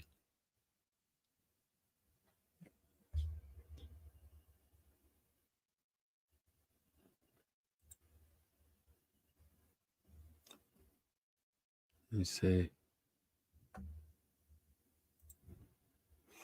Yeah, they're going to excommunicate him because he rejects the Second Vatican Council and he rejects Pope Francis, who's a Marxist. Eat the rich. I was imploring the chat not to eat. Okay, I didn't follow. Sorry, buddy. Let's see what else I can find here. Let me go down to where is it? Liberty Daily, and then I had what? Yeah, it was What Finger, which is a pretty good video site. Let me see. Entertainment. Oh yeah, you guys. Did you see? Anybody here see? It was Dan Bongino yesterday on his show where he just completely trashed Bill O'Reilly and the expletives were flying. Did anybody see that?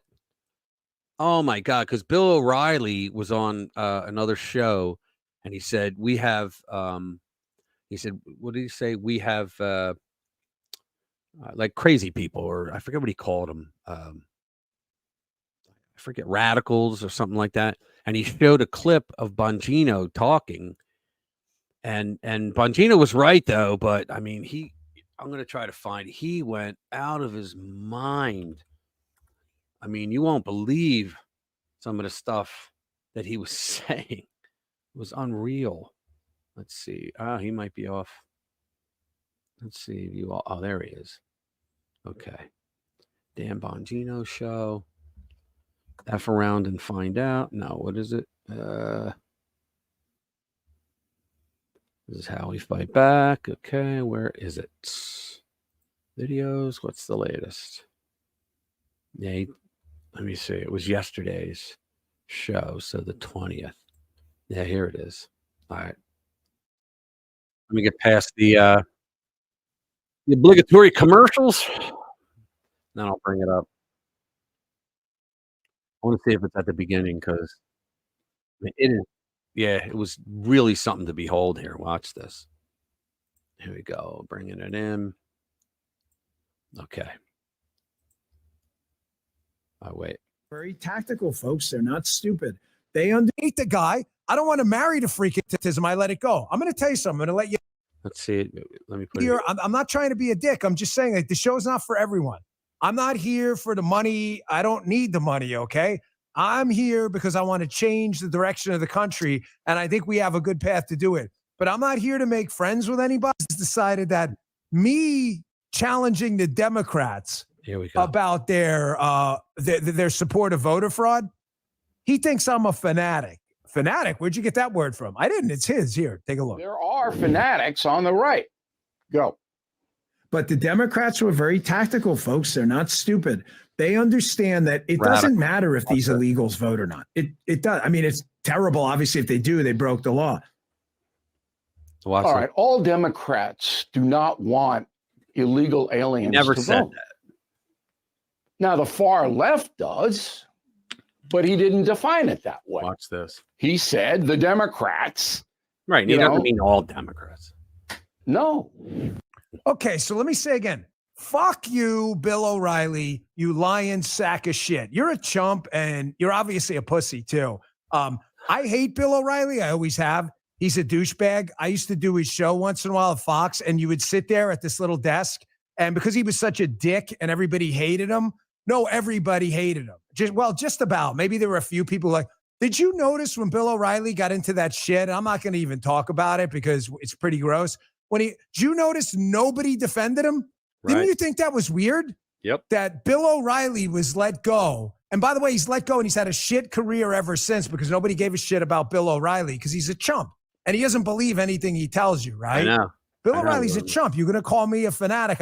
Now, you may say, well, why haven't you said this in the past? Fair question. But the reason I don't name names in the past is I don't want to make it personal, okay? I may not like Bill O'Reilly personally, and I don't because he's a dick and a coward, and he always has been. But here's the thing. If Bill O'Reilly was saying things that benefit conservatism, I let it go. I'm going to tell you something. I'm going to let you in on a little secret, okay? There are a lot of dicks in this movement. A lot. There's one specific who's probably the biggest dick you've ever met ever, but I'm going to tell you something. He is really, really good for conservatism. He advances conservative causes. He does a lot of good stuff. So I leave it alone because I don't want to date the guy. I don't want to marry the freaking guy. What do I give a shit? All I care about is he advances conservatism. But if you are going to go out and now start attacking us for calling out Democrats, for wanting illegals to vote and calling me a fanatic, when you kiss my ass to get on my show, you can go fuck yourself, you pussy. You understand? You got something to say to me, you 6 foot tall plus piece of shit? Say it to my face. Fucking chump. Piece of shit. You're listening to this guy, you're being played. So, what do you guys think of the stream so far?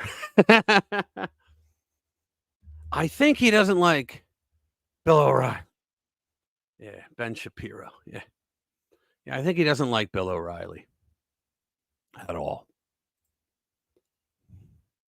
Jim, you want to come in? Let's see. There it is.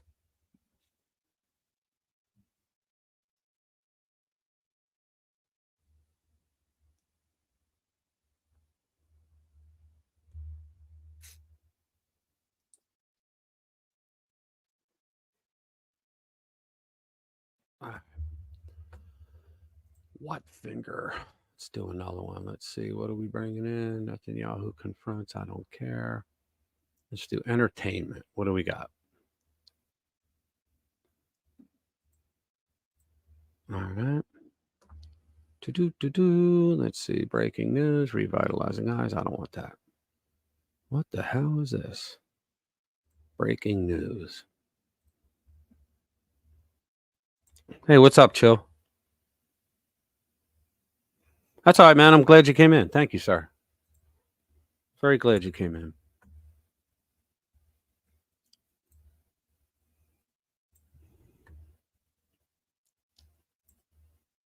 Benny is second. Is America second? Yeah. Yeah, Ben Shapiro. He was a total never Trumper. There he is. Let me bring you in. There you go. You're in. What's up, Richie? All right. How you doing, man? Yeah, he's probably talking about Ben Shapiro. Who? Bongino? Yeah. No, Tim. He's talking about Bill O'Reilly. Yeah, but he was talking about someone else other than Bill O'Reilly. Oh, I don't know. I don't know about that. Yeah, I don't know. Yeah, when he mentioned that, I don't know who he meant. I think Shapiro is a fucking.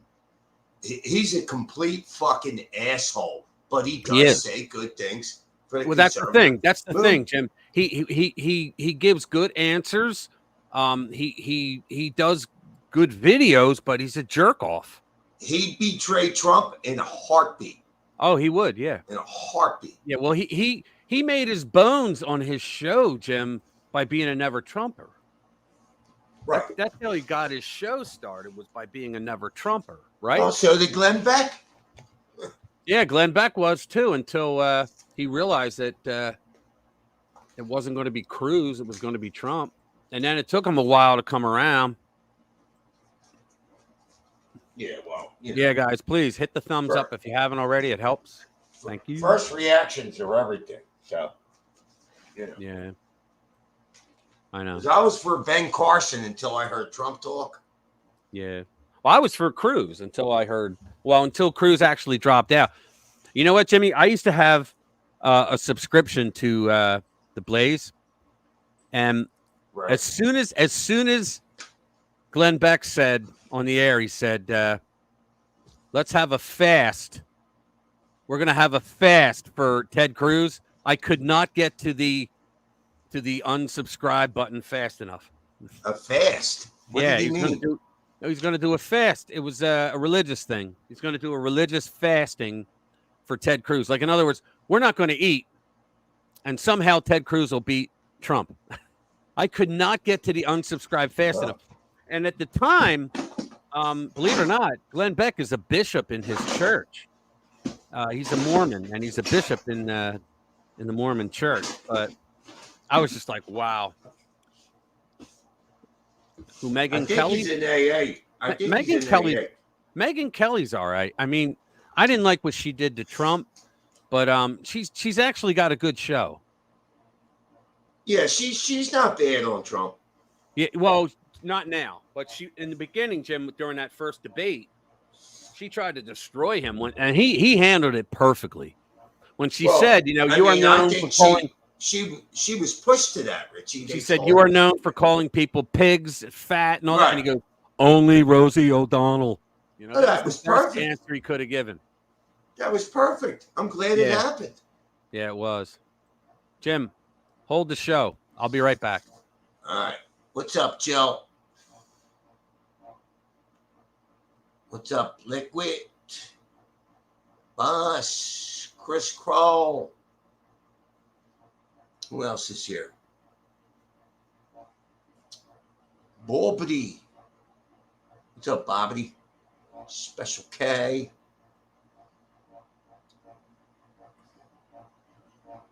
Yeah, I can't fucking stand Jeffrey, fucking tea drinker.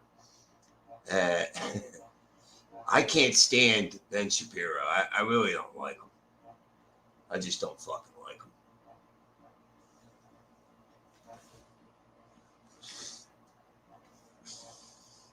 He turned on Trump in a fucking New York second. Sucker.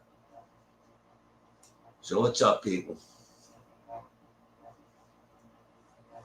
I'm supposed to be going to this Trump rally tomorrow. My buddy wants me to watch his fucking dog.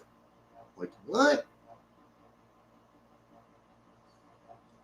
He's offering me $100 and dinner. I'm like, man, fuck that.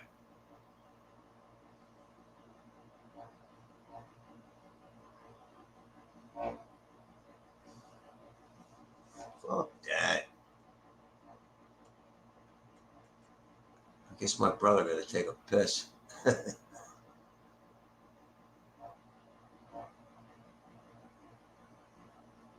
What boy? Yeah, it says Led Zepp.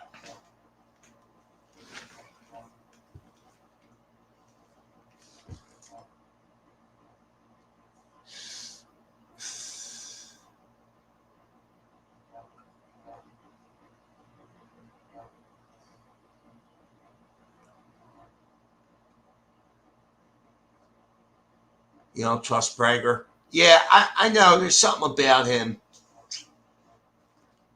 He's too fucking religious. All right, I'm back.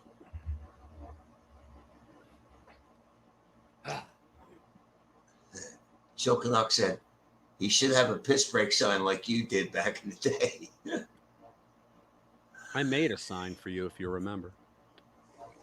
Yeah.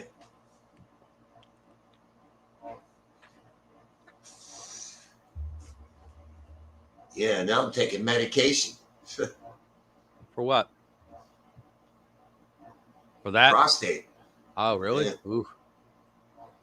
This fucking doctor's telling me, yeah, take this for 90 days. And I'm supposed to go back next month. And then she describes the operation.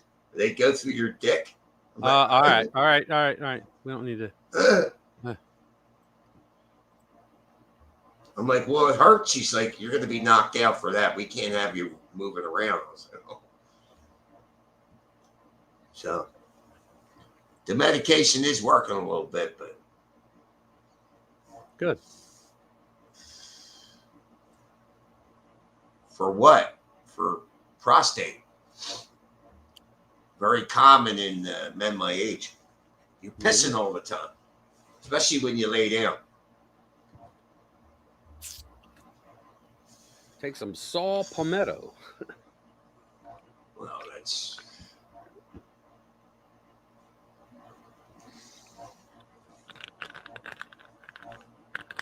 What operation? If the medication doesn't work, and it is working somewhat, then I would have to get an operation. Wow.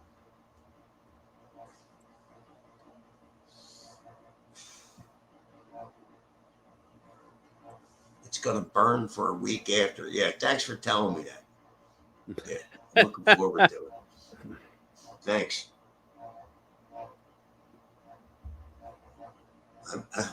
I can imagine afterwards going through your dick ain't going to be fucking pleasant.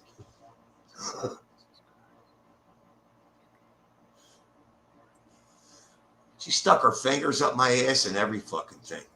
Wow. It's humiliating. Did she buy you breakfast?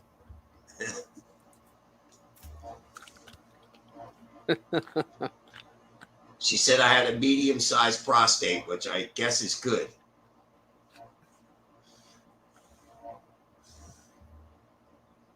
You could tell all that by sticking your finger up my ass.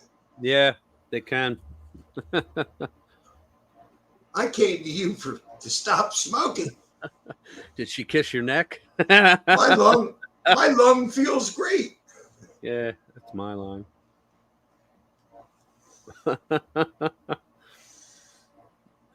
That's funny as shit. Yeah. That's the only day I took off of work. Oh, yeah? Yeah, it's fucking wasteland out there now, and it hasn't rained. So I'm definitely going to be working less hours. That sucks. Well, 35, 40 hours. Yeah. Yeah, but how do you go out in that goddamn heat? We work till about 1 o'clock. Yeah, that heat's not good. 6, 7 hours a day. Still got 43 hours this week, but next week it's going to be different. Definitely going to be different. Yeah.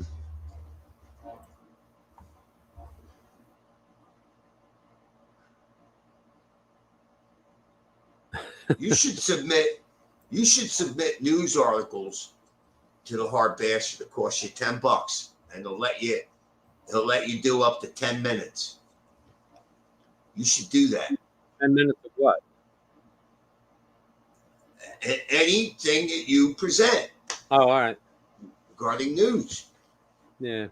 Let it go up to 10 minutes. I told you this before. You should do that. Get your name out there. More streams, Jim? Maybe. Liquid. Maybe. Oh, I tried to put his thing up there. Oh, there it is. All right. Yeah, I had maybe. already clicked it. Yeah. Remember? Oh, all right. Pimp out some nurses. Only problem is that you can only work for about 15 minutes a day. But to bring in thousands. They bring in thousands. Yeah.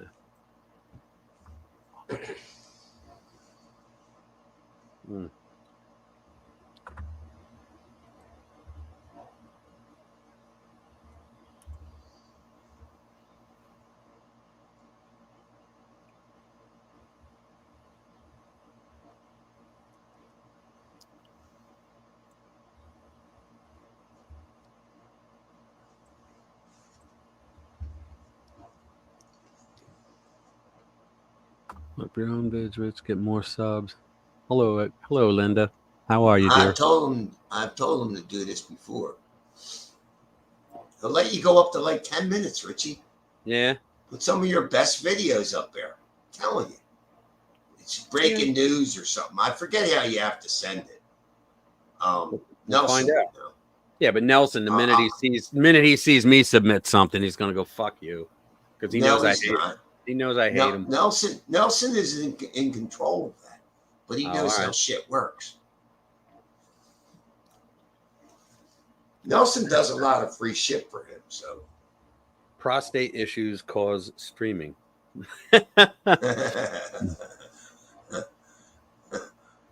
Only you could come up with that.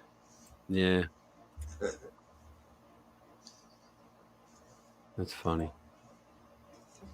My buddy wants, the guy that owns this house, he wants me to watch his dogs tomorrow. I already told him I'm going to see Trump, right? Yeah. I'll give you $100, buy you dinner, and I'll give you the car that he's been promising me for a year, right?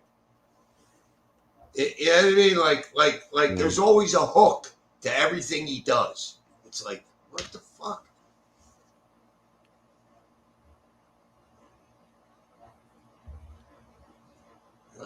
I told him I'm going to be at the Trump thing tomorrow, so I'm going down there early, Rich. Are you?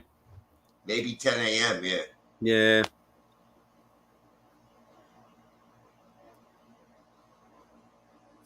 Who are you going with? It's almost like a secret. What do you mean? No. Some people from work.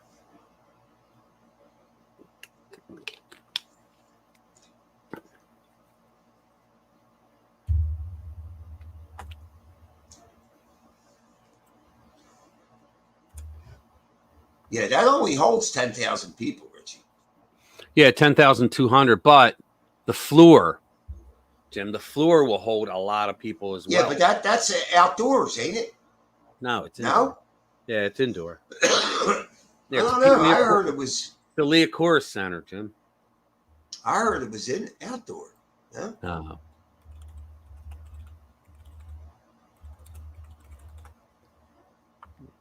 I'll show you a picture of it. If it is outdoor, I'm going to be pissed.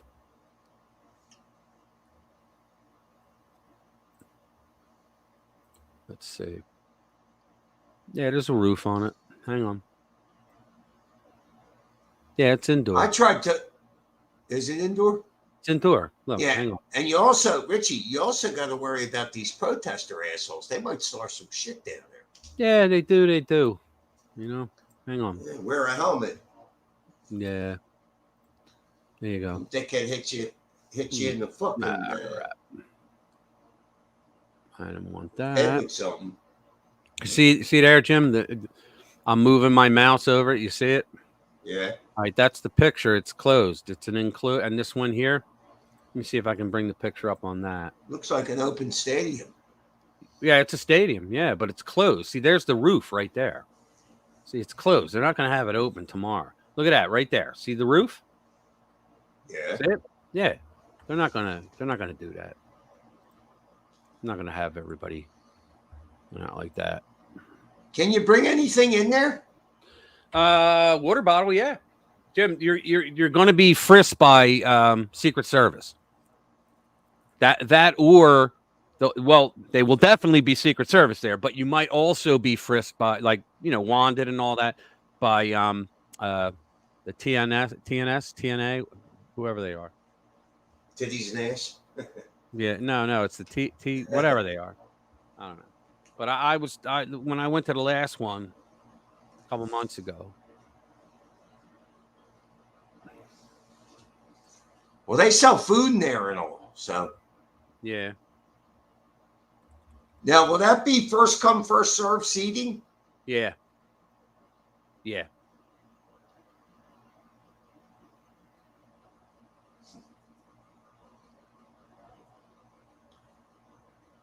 Yeah, I might change my mind and not go, but I don't know. Why? I don't know. I mean, the prospect of standing in line for hours isn't very appealing. I mean, what am I going to do if I got to take a piss? You know what I mean? You go to the bathroom. Will they hold my place in line? No. What? Well, wait a minute. You mean waiting in line to get in? Yeah. If you're with someone, you just say, "Hey, man, I'm here. I'll be right back. I got to piss." Because when I went to the last one in Schnecksville, I had to use the I had to use the forest. Right.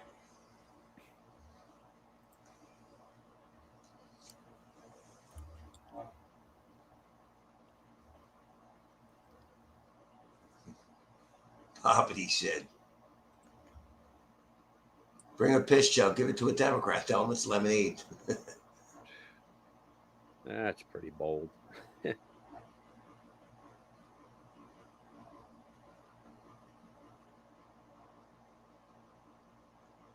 Liquid said, "Don't worry, Secret Service unable to track down owners of Coke bags. Just do what Joe Biden does and go in your pants." Well, that's what they say. He's wearing Depends. You know that. I don't know that I believe any of that. Well, Bongino got a source, and he was Secret Service. And he said the Secret Service was upset that they were asked to clean them up. They were like, not my job, man. So they had to bring aides in to do it. Yeah, they were like, oh, that's not what we do. Oh, yeah, you make a lot of good friends when you're standing in line. Yeah, I met a lot of people. And it was really amazing when I went last time. It was back in April. I met a lot of young people in line. I'm talking like 18, 19, 20, 21. And they knew it all. They were on top of every single issue. They knew it all. It But that's not my heart. That's not representative of most 18-year-olds. How do you know? How do you know? Do you know? Because at 18, Rich, most kids don't care about politics. They don't. Well, a lot of them do today, Jim. A lot of them do.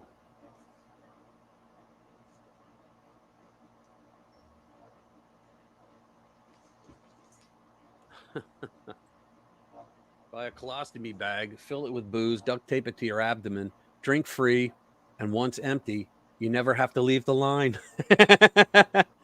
You piss right in it, I guess.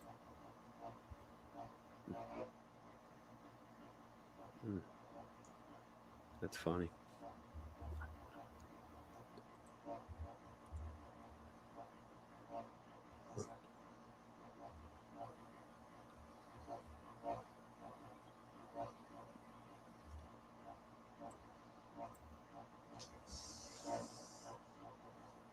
Let me see. What's that noise? Is that your air? Your fan? Yeah. It's the fucking air conditioner. It's a piece of shit. Yeah, man. I just had to put out $2,700 for a chimney liner. And now my water heater went. And so I got to put $550 out for that. It's like $1,400. No, it's 17. It's about $2,100 or so. But I got the home warranty's paying $1,700 of that. But I got to put the rest out because I have to have this this extension something added to the top where the pipes come in that I didn't have. Yeah, and then now our water pump is going. It all happens all at once, man. So now the water pump's going, so we got to call someone to come out and fix that. Replace it. When it rains, it pours, man.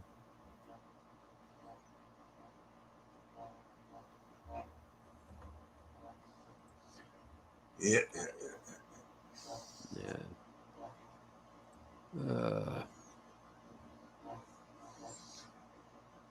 So yeah, you should do that, Richie. Submit articles during the HB show. I'll probably put a video up. Not an article. Yeah, but you can do that of you explaining like you do in your show. Yeah. Yeah, I'll think about it. I gotta find out how to do it. What's that? Hawk, Trump reacts. How do I get that? Can he? Yeah, he can. I made him up. Hang on, let me see. What I do is I go to YouTube. Yeah. And then bring it up to StreamYards. Let me bring it up here. I got this here. Here we go. Okay. Let's do this and play it.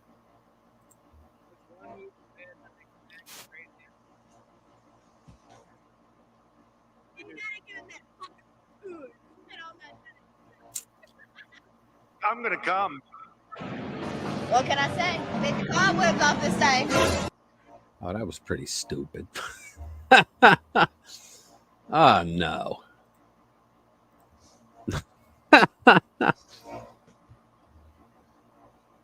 Thanks, Bobby. I'm going to wear that Joe Biden shirt where he's like, yes, Rich.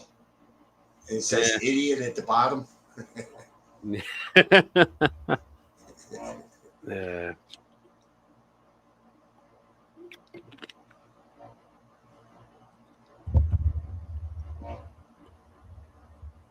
Yeah, that thing's making noise, man. Is it that bad? Nah, not that bad, but I can hear it. Well, I'll be right back. All right. Piss break. I got to take a piss. All right. Piss break. Yeah.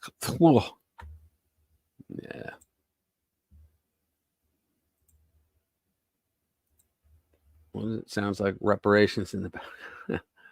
Yeah.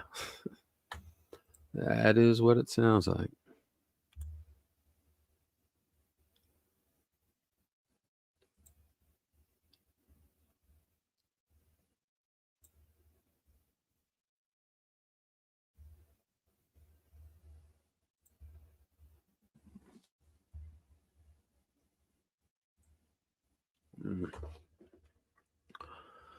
My hoe phase in the 90s. All right.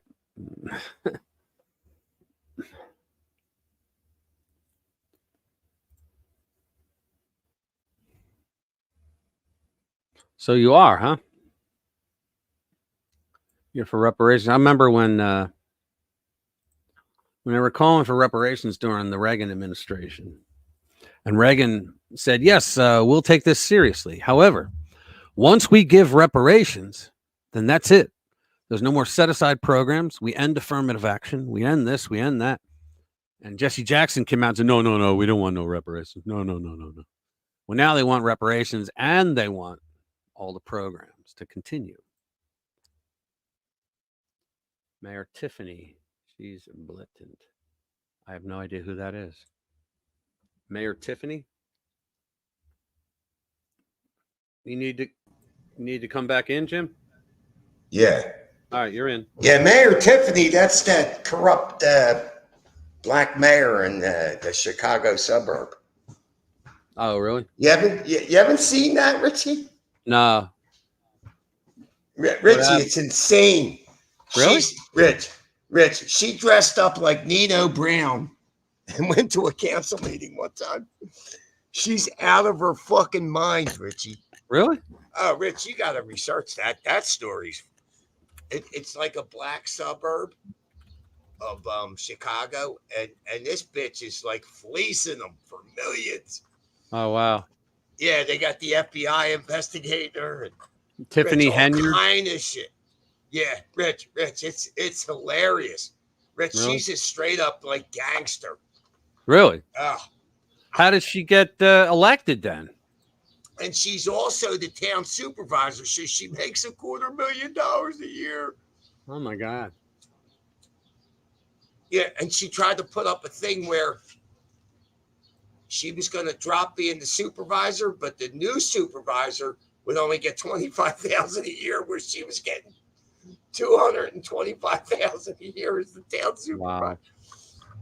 Wow. Richie, this bitch, she started charities, took taxpayer money and put it into charity. Hold on. What was the rest? I'm sorry, Jeff. What was the rest? Let's see. He said the Democrats should pay reparations. Yeah, there you go. Let me see. Yeah, the Democrats should pay the reparations. The Democratic Party, because they're the ones that enslaved people. You're right.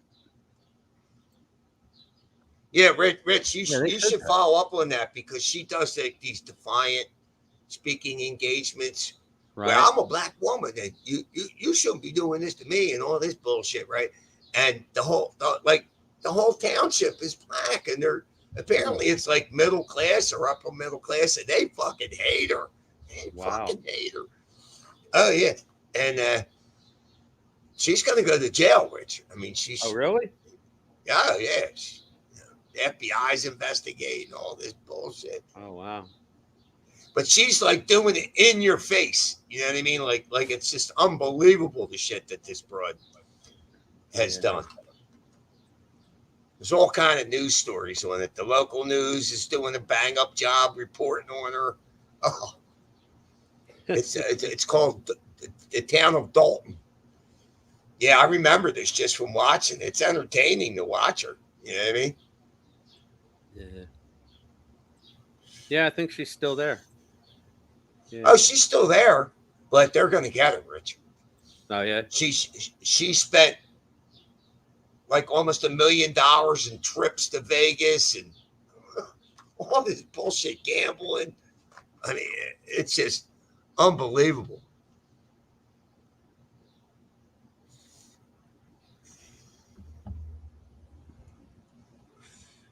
Let's see. Yeah, she's like defiant. You know what I mean? Like she don't give a fuck. She's like a hood rat as the mayor. You know what I mean? It's pretty entertaining. Wow. Let me see. She's definitely got to go to jail. Well, if she's a mayor. I don't know. Well, Rich, all the shit that she's done, and they're right up her ass about it. You know what I mean? Like, it's hard to get rid of these people, Rich, even when you got evidence on them. You know. Yeah. Should have been here earlier. She came to some council meeting dressed as Nino Brown. Who's Nino Brown? Nino Brown was the head gangster of New Jack City. Oh, all right. All right. Yeah, I know. With the hair. What was the actor's name? Oh crap. I can't remember. Wesley Snipes. Wesley Snipes. Wesley Snipes. Yeah. Yeah, she came to this thing dressed as Nino Brown. Wow. Like Rich, she's over the top corrupt. Really? Yeah, over the top. She's left a trail of evidence. She's, she'll be going to jail. I would think she'll be going to jail. Wow. Trying to find something. Let's see, what can we find here? Let me see. Timcast, Barry Cunningham. You ever watch Barry Cunningham? His videos? I think I heard of him. He's pretty good. Yeah, he's pretty good. He's covering the rally tomorrow. Last rally he had was like 300,000 people watching. He does really good videos. You got to watch that you don't cover it using the news organization. Yeah, I know. Well, you Because, can use YouTube- Right Side Broadcasting. They let you. Can you? Yeah, Right Side Broadcasting, they let you do it. Yeah, I found that the hard way, Rich. Yeah. I mean, I used a news organization to cover New Year's Eve. I remember. And boom, they strike. Yeah. Yeah. Yeah, they said they wrote to you several times and you never got an email. Yeah. It depends on what the rules are in that city. Special K. Yeah. Some places have recalls instead of impeachment. Oh, she was locking people out of their offices, all kind of bullshit, Rich. Oh, Rich, over the top corrupt. But why? Why would she lock people out of their offices? Because they're trying to expose her, getting back at them, retaliation. Right. She's doing all kinds of shit, Rich. Wow. The local news organizations are kind of ganging up against her. You know what I mean? and they're doing all kind. There's all kind of YouTubers covering her. Yeah. It's almost entertaining to watch it, and she talks like a hood rat too. And she's not bad looking. She's not a bad looking broad, and she's just out there like a hood rat. She was just hit with a fresh lawsuit 7 days ago. At least that's what it says. And none of these, most of these people in government don't like her. And it's like a black suburb of Chicago. It's a nice place. And she's fleecing them. Oh. How's she fleecing them, though? What's she doing? Going on expensive trips for no reason, bringing an entourage with her, buying, she leased some kind of SUV for, I don't know how much money a month, where she could have outright bought it and saved the money. Right. She just did all kind of improper shit and didn't started up a charity with her face on it and donated like $1 million from the taxpayers to her charity. Yeah. She just did a ton of that's the tip of the iceberg, Rich. She's done. It's like she don't give a fuck. Yeah.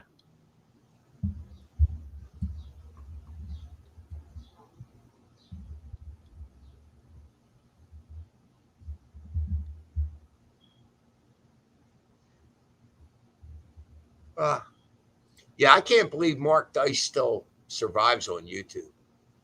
I'm very surprised of that. Yeah. I don't know. I think because he has a lot of viewers, like a lot of subs. Nah, Rich, they've taken down multiple people with millions of subs. Yeah, he's got something about him that they he's don't. Smart.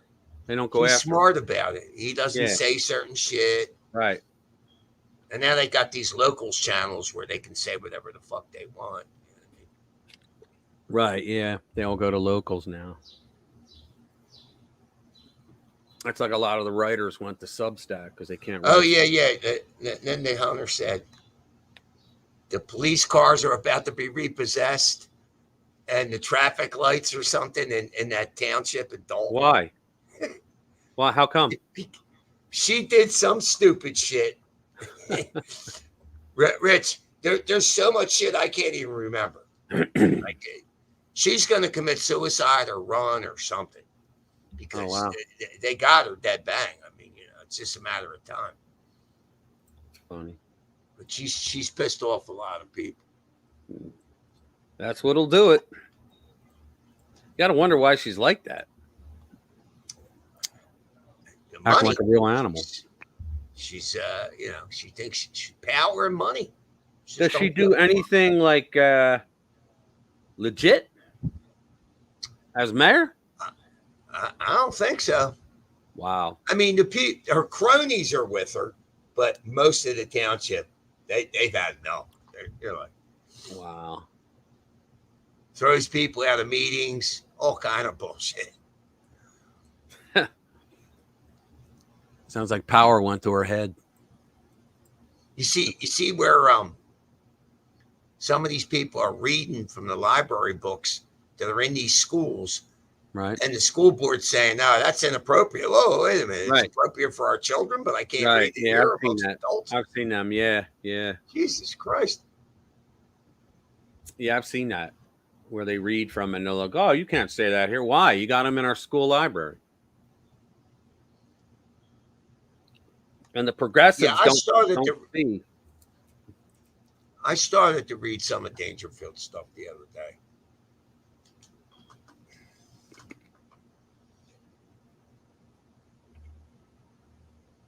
I was at the tail end of Dangerfield stream today. Yeah. $5. What, you were on? No, he would have brought me in. It was a call-in, but I came in at the end. So. Oh, all right. Let me see. He's in fucking Cambodia. That's 5 o'clock. I know. 6 o'clock our time is 5 o'clock in the morning for him. He does like to stream late, so it's hard to get the times to coincide when I'm available. So I was on it a week or two ago, and he didn't post the stream. Yeah. So I don't understand why he didn't post the stream. Yeah, I was on Dangerfield a couple weeks ago, and I can't find the stream. So, man, it's hot as balls out here. Jesus Christ. Really? Oh, it's fucking. It's I'm unbelievable. trying to find a video we can play. Maybe of Tiffany. Tiffany Henyard. Yeah, I know. I got her whole thing here. There's some YouTubers that did some pretty good pieces on it too. Yeah.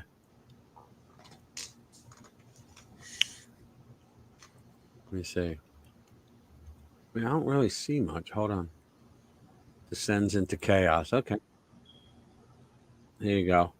I'm gonna play this.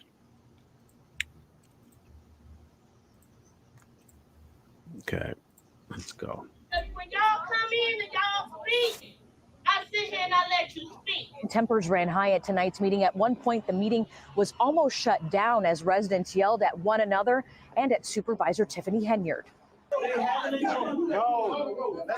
Your daughter is beautiful, very well spoken. I don't know how you guys communicate because she's very articulate. But I mean, I'm just saying, this is public comment. I said she's beautiful. I said, I don't know how okay. Anyway, dependent to my time. I said she's beautiful. I said, you're dependent to my time. Okay, I need that time. So let me, first off, you live in Midlow. You don't live in Dalton. You live in Midlow.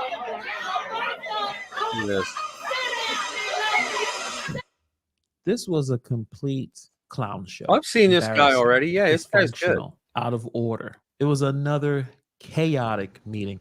And when I put the word chaotic, I don't even know what title I might have yet, but when I use that word, I'm not using it in a way that I'm embellishing. If you spend some time watching this meeting, you would understand exactly that word is apt. That word is exactly what is going on. A sad state of affairs. That equals at least 333 grants. Out of order. Per renter application was accepted. My husband had 3 minutes. I'm not going anywhere. I'm not going anywhere.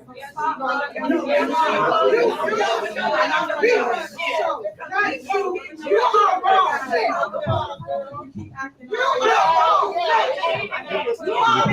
wrong.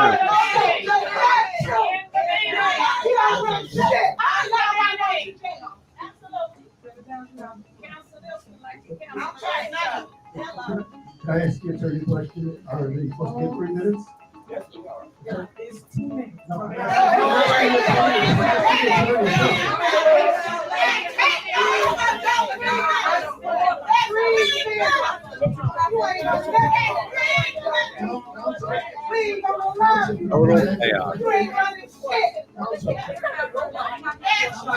Answer the question. Are they supposed to get 3 minutes? Yes.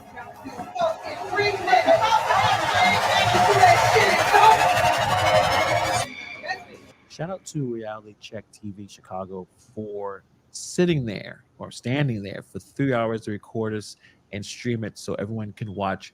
Major props to him. Please. Yeah, I'm getting bored.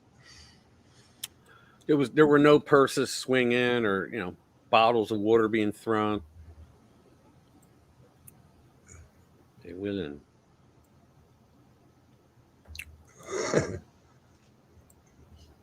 They be pissed. They be wildin'. Remember when that crap came out, Ebonics? Yeah. It was really stupid. How about when they said math was racist? Oh yeah, everything's racist. Christ. Yeah, everything's racist. Now it's climate change is racist. Of course it is. Environmental racism they're talking about. Of course it is. It's just unbelievable the amount of Larry bullshit. Elder was the black face of white supremacy. Yeah. If you remember.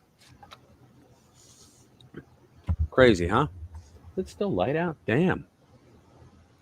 Yeah, a little bit. People of climate means, huh?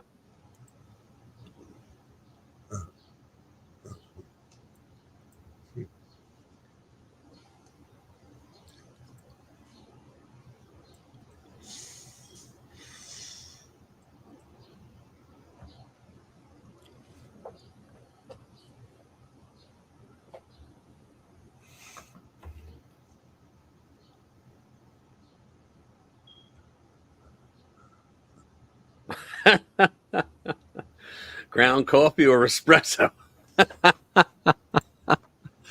That's funny. I never heard it quite put that way. I see. You grew up white, and the sun treated you kinder than me, a person of color. There equals their bullshit.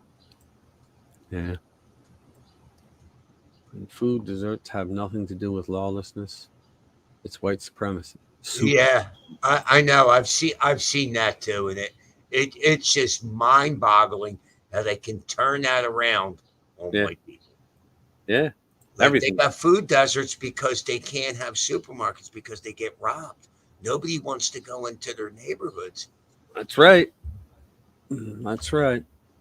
It's like in San Francisco, you had I think it was Walgreens, Walmart, and Target pulled out. You see the video I did the other day, Jim, of the guys coming in? Let me play it. Yeah, I Did saw it? it. All right. Yeah. Richie, might what play it happens, anyway. what happens in these neighborhoods is because they don't have any supermarket, you have a proliferation of corner stores. Right. Well, guess what? The corner stores buy this shit from the supermarket and charge them double. Right. You're Right. paying like double what you would pay for milk and eggs and all kind of shit. They'll give you a cheap hoagie, but Yeah. Let me play the video for people that didn't watch it. Anatomy of a violent California smash and grab. Here we go. I know. Can you make it bigger? This guy is all Yeah. unassuming. All of a sudden, he sees all these thugs coming up, smashing the glass. He's sitting there. He cowers down to make himself smaller. Doesn't know what the hell's going on. He sees all these animals coming in. And check it out. They all got this dickhead's trying to rob them. Watch. This I guy's say like, that. what Yeah. the hell? Right? Look at this. They're all pouring into the store. Very well organized. No one around. No one cares. 20 of them. In the sunny California. Let's get into it. Hey guys, welcome back to the channel. So let's look at this again. Watch, he's unassuming. He's like, holy shit, what the fuck's going on? He doesn't know. Are they coming for me? Do I owe them money? He slides down like, oh. And they all just go past him to smash. No one cares. Except this asshole who comes over and starts to rob. You got any rings, he says. He did. He And got yeah, ring. like an entire jewelry store is not enough for this guy, right? This is unbelievable. So look at those thugs go. They smashed through the doors. They knew exactly where to go, right? The people of California wonder why this is happening all over the state. Now, here's a view from inside the store. See the There people we go. running. They're The coming smart one's through. ran. He froze. Watch this. They're smashing through now. You saw the employee running away. The employees, you can see them. They're just getting the hell out of there. Probably locking the doors as they're coming through, right? Here they come, filing in, all 20 of them. The guy in the vestibule, he already shit himself, so he's not going anywhere. Look at this. They all know where to go. They all start using their hammers, smashing the glass, grabbing whatever they can, put it in their bags. See this? They all know. All dressed alike, except for that one a-hole who couldn't afford a black outfit. Oh, there's two a-holes. Look at that. You know, I mean, it's just unbelievable. They're in there. Look at this. The video's only 2 minutes and 34 seconds long. They're out before 3 minutes. In and out of the store. They could have called the police, the cops in San Fran, with the defund the police bullshit over the last few years. They're not going to get there in time. And they all have separate cars as well. They're all going to get away. Like, not all of them, but I mean, there's different cars. They're not all in one getaway van, you know? It's unreal. Look at this. In under 3 minutes, they pretty much cleared the whole frickin' store, right? And they're taking off now. Now they're going. You can't hear audio because they don't have it for the security camera, but you know someone's counting out and saying, all right, go, go, go, time to go, right? It's unreal. They don't care, right? They don't fucking care.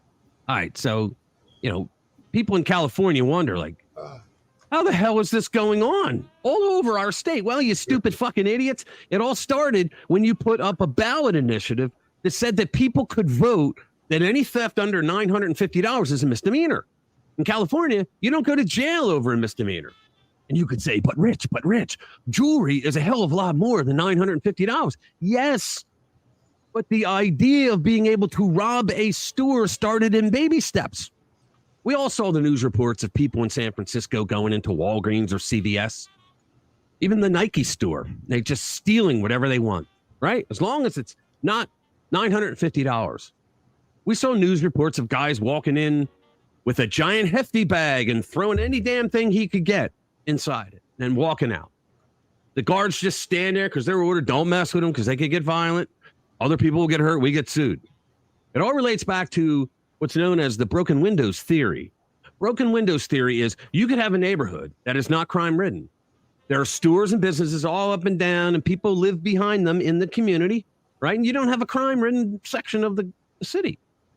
But then if a window is broken or if someone spray paints graffiti on the front of a store or any building and it isn't fixed as soon as possible, like replace the window, clean up the graffiti paint, hasn't gotten rid of and restored back to normal in a certain amount of time, then criminals in the community and those visiting the community, well, they get the idea that people in that community don't give a shit about their property because they're not cleaning the stuff up. They're not fixing windows, right? But there's money to be made there. And then the crime just escalates. When word goes out that it's open season, it's the wild, wild west in that community, you get all these fucking criminals here that just, they go on Twitter, X. They go on X and they talk to each other. You think they don't? Of course they do. Hey, go down here. It's a jewelry store. I need 20. Done. Or they're just an organized group that runs around and does it all the time. We see these videos of these thugs going into stores all dressed in black with the hammers. We see it. Well, now you saw it firsthand. And now you have organized gangs of thug criminals who come prepared with equipment and a plan when they rob these stores. 3 minutes, get the hell out. So the Sunnyvale police posted a statement about this on a news release. It says Sunnyvale, California on Wednesday, June 12, 2024 at approximately 1:27 p.m. It was broad daylight. Sunnyvale Department of Public Safety officers responded to PNG Jewelers located in the Camino Real on the report of a robbery in progress. Approximately 20 suspects used hammers and tools to break the jewelry display cases. They weren't tools. They were tools. They were hammers and tools. So it was a smash and grab, something that's become all too common in blue cities and states. The suspects, it says, fled in multiple vehicles before officers arrived on the scene. This is located They located two suspect vehicles as they were attempting to flee the area. Officers attempted vehicle enforcement stops, but both vehicles evaded. Yeah, they evaded. How do you evade all these cops? Leading to pursuits. Officers pursued the vehicles from Sunnyvale and ultimately onto Highway 101 towards the peninsula. Officers discontinued the pursuit of the first vehicle after losing sight of it. How do you lose sight of it? I mean, a car can outrun another car, but it can't outrun a radio, a helicopter. During the pursuit of the second vehicle, the suspects discarded stolen jewelry from the moving vehicle. Officers discontinued the pursuit of the second vehicle after losing it. These guys can't do their job. Just go after the vehicle. Don't lose it, jackass. The vehicle was located, probably a DEI hire. The vehicle was located a short time later by Allied Agency officers. Yeah. And here's an interesting fact. I bet all you racists out there thought that they were all black guys in the smash and grab, right? Wrong. They were all Tongans. Every one of them, the ones that were arrested. They were caught, some of them. I guess some of the cops can do their job. They probably didn't lose the car that time, but they were guys that were Tongans. So there you are. It's spreading to other communities. So there you have it. The chronology of crime. You start with baby steps. Nothing under 950 puts you in jail because it's a misdemeanor. And this is why you have all these retail stores that are leaving California. You had Walgreens, I believe CVS, Target. And then they were called racist for leaving because it's all in black neighborhoods. Not the fact that in the black neighborhoods they were robbing them all, except these guys, they were Tongans. Remember that. These fuckers were all Tongans. Ugh. But think about it. Think about it. All these stores are leaving because they can't make a profit and stay in business because everybody in California voted on that proposition, which just started the roll. Everybody escalated. They graduated into jewelry stores. All right. So there you have it. But what have we learned today? Not all smash and grabs are done by black criminals. Liberalism causes crime. Politicians who let liberalism cause crime don't care about their constituents. And if you live in California, get the hell out any way you can, as soon as possible. Thank you for watching. Hit the subscribe button, click the bell, and get ready, because the culture war rages on. See you in the next one. Too many secrets, too many Created this closed song, doors, by the we're sick way. of cover-ups. We're sick of the cover-ups, want the truth and nothing more. To fail, spend a instead, the jig is up. No more drinking the Kool-Aid from that poison club. I want to play it. What I don't understand about jewelry stores, Richie, why don't they use plexiglass? Well, why don't What they use the guns? Why don't they use guns? Let me tell you something, Jim. I used to date a girl whose family owned a jewelry store on Jewelers Row. There's like 350 jewelry stores on Jewelers Row. And her family store was the only one that was never robbed. And that's because the father said, first of all, everybody that works here has to be family. That's number one. Number two, if you're out on the work floor, you must carry a pistol on the hip. They all carried a pistol on the hip. And they used to tell me, like I used to sit at dinners and all that, and they'd be telling me, like, yeah, it's really funny, like watching, blacks come into the store that are going to rob us. And they said, and you see them looking around, and they're trying to case the joint. Then all of a sudden, they give that look to each other, like, let's get the hell out of here, because they see that everybody's carrying a pistol. And the way it was, you had to have one person in a different position of the store at all times so that you had a shot. And they had to, the father made sure they had to go to the shooting range. They had to take classes, all that stuff. And they were never robbed. They would just leave the store all nonchalantly and go down and rob another store. So it works. All right, Richie, listen, I got to go. I got to right, man. sleep and eat something. All right. Thank you for coming. Appreciate it. All right. All right, brother. See all you people. See you, man. Maybe I'll see you at the rally tomorrow. Yeah. Yeah. Hit me up. All right. All right. See you. Bye. I clicked for him to go away, and then he clicked for him to go away, and it brought him back. He's still here. He has to leave. There he is. Guns prevent crime. Who knew? Yeah, they do. Let me see. Hold on. Have a good dinner, Jimmy. I thought he's going to. Oh, he said he has to eat. Okay. All right.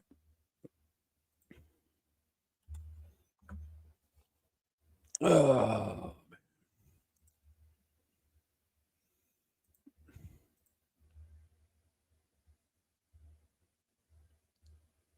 Let me see something.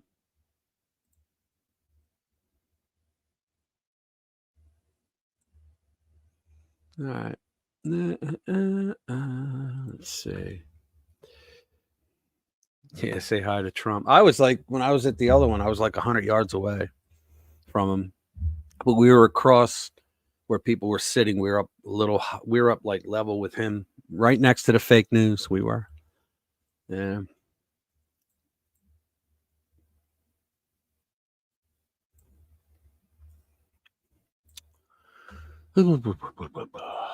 Let's see.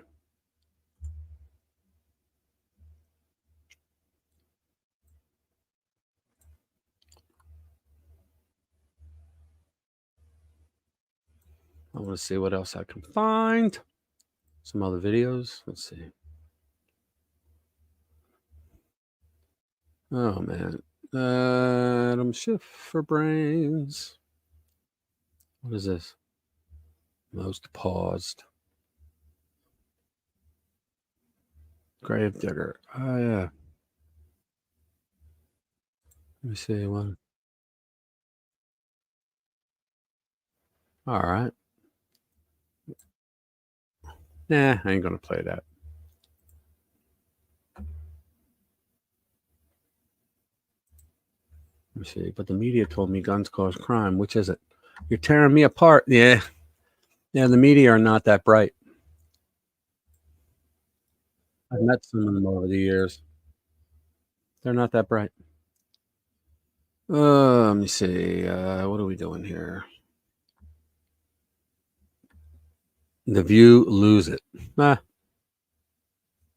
Trump's black church visit makes women on The View lose it. Yeah, it's Barry Cunningham actually played. He played all the interviews of the black church in Detroit that Trump went to. And I remember Don Lemon turn around. Let me get it up there. I'll put it up there. Don Lemon made the dumbest effing thing I've ever heard. So let me go to my profile on X and I will see my reply. Where is it? Yeah, there it is. All right. So Don Lemon, here you go. Let me bring this up. I'll bring it here. Present. There we go. Okay, so Don Lemon says when he talks about black church, right? That's the church that Trump went to, and they're cheering for him. He writes, "I grew up in the black church. I've been to a lot of black churches in my life. I've never seen this many white people in the congregation. It's giving Bronx MAGA rally staged traveling vibes." So I wrote to him. This says more about you, Don, than Trump. Why didn't you ever invite white people to your black church and let them know that they're welcome? You need to watch the interviews with the black members of that church after the event. You sound like the south end of a northbound horse. And he didn't respond to me because normally someone insults him, he responds. He just does. It's like a thing for him. But yeah, the people in that church, black folk that were members of the church, some of them were wearing "Make America Great Again" hats because they were like, for example, the one guy asked, like, "So what do you think about the lawfare?" And he goes, "Yeah, that's why we sympathize with him." He goes, "A lot of people don't know this, but that type of lawfare was invented to put black people in prison." And I think he's right. You know, in the South, they did that. But then he said that so we can empathize, right? Yeah, stink finger lemon. I know, I heard about that. But then it turns out that a lot of these guys and a couple women, they knew everything. They knew it all. Like they knew every facet of what we all know, conservatives know, and they were very educated and very articulate about what they wanted. I'm not going to say he was clean and bright and he's a fairy tale because that would be Joe Biden about Obama, but no, they were really good, and they were saying things like, we made a lot more money when Trump was in there than we are now. Then they talked about the millions of illegals and how they're taking black jobs away, which they are. I call him Don Lemon. Yeah. Let me see. What else can I do? I don't know.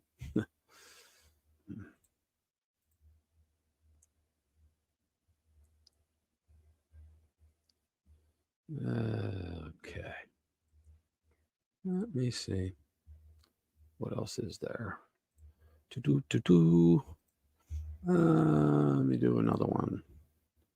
California wish. This is a good one. It's Babylon Bee. Let's see how long ago. It was a year old, but it's still worth it. If I'm allowed to play it, that is. That's a YouTube video. Yeah. Here we go.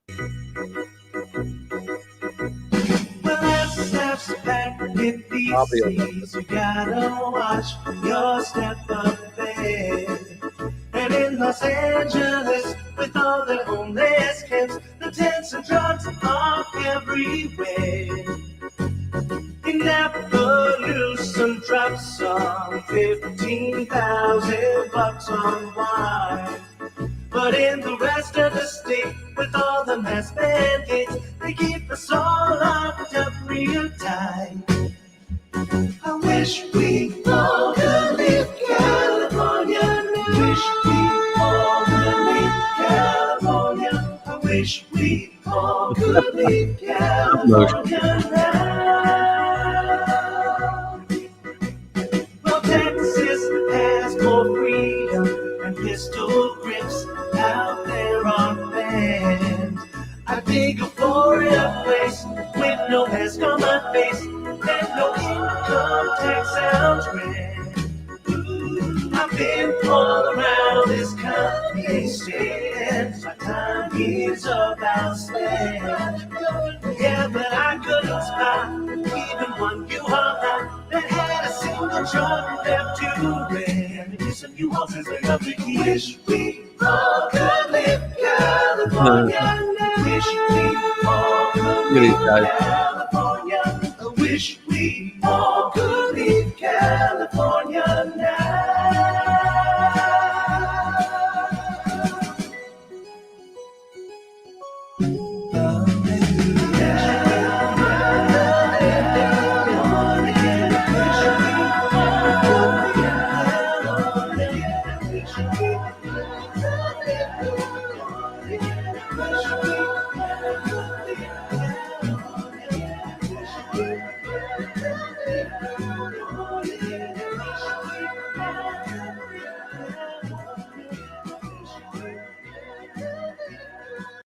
It was pretty funny.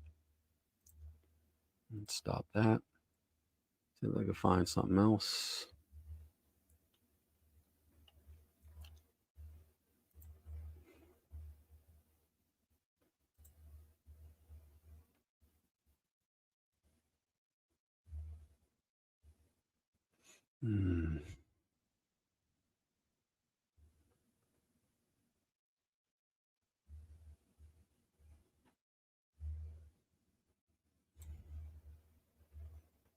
Let's see.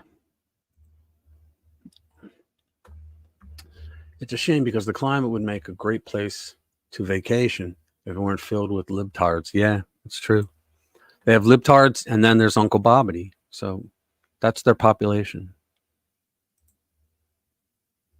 Yes.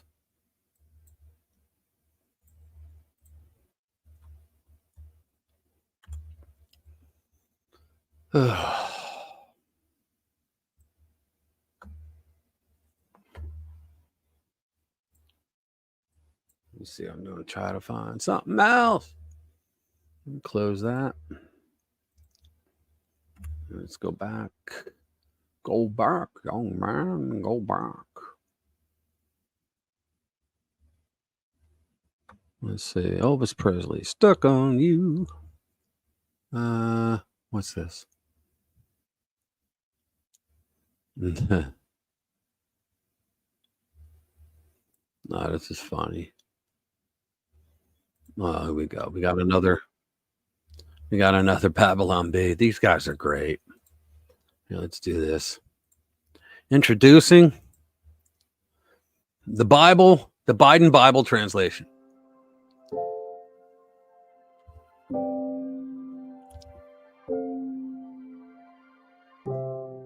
For God so loved you know the thing that he gave his only well, anyway, let he who hath understanding count the number of the beast, for it is the number of a man, and his number is 600 million billion 660 60 billion 100 million and 6. In the beginning was the Word, and the Word was International Depression. I can do all things through Christ who strengthens me. End of quote. Repeat the line. In the beginning, God created the heavens and the earth. Believe me, I was there. I used to drive an 18-wheeler through the Garden of Eden. Woe to you, teachers of the law and Pharisees, you dog-faced pony soldiers. Ehud reached with his left hand, drew the sword from his right thigh, and plunged it into the king's belly. And then he said, listen, fat, so now go. I am sending you to Pharaoh to bring my people, the Israelites, out of Mexico. But if you do not forgive others their trespasses, then you ain't black. Let the little children come unto me, because when I got hairy legs, it turned blonde in the sun. Kids used to come up and reach into the pool and rub my leg Remember down that? and When you smoke said straight. that? Unbelievable. And watch the hair come back up again. No, I thought it was Iraq. That's nuts. There we go. All right. Yeah, they're good. Let's see what else we can find. Based. Big Bad Don. The Ballad of Donald Trump. Ron McCloskey. I don't think I can play that. Hitler phones Biden. Hitler rants parodies. Well, we got to see that, right? We have to watch that, right? Let's see. Okay.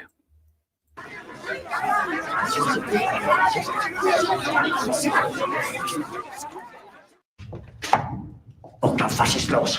Woher kommt die Schießerei? Mein Führer, darf ich Ihnen zum Geburtstag gratulieren? Wenn er sich ohne Befehl entfernt hat, ist ein Fahnenflucht. Führer, wir haben noch keine Meldung. Ich spreche gerade mit Koller. Koller, geben Sie mir Koller. Koller. Hello. Sie wissen, dass Berlin unter Artilleriefeuer liegt. I'm well-meaning, and I'm an elderly man, and I know what the hell I'm doing. I've been president. I put this country back on its feet. Hören Sie den Beschuss nicht? Yep. My memory is not good. My memory is fine. Die Russen sollen eine Eisenbahnbrücke über die Oder haben. I think that,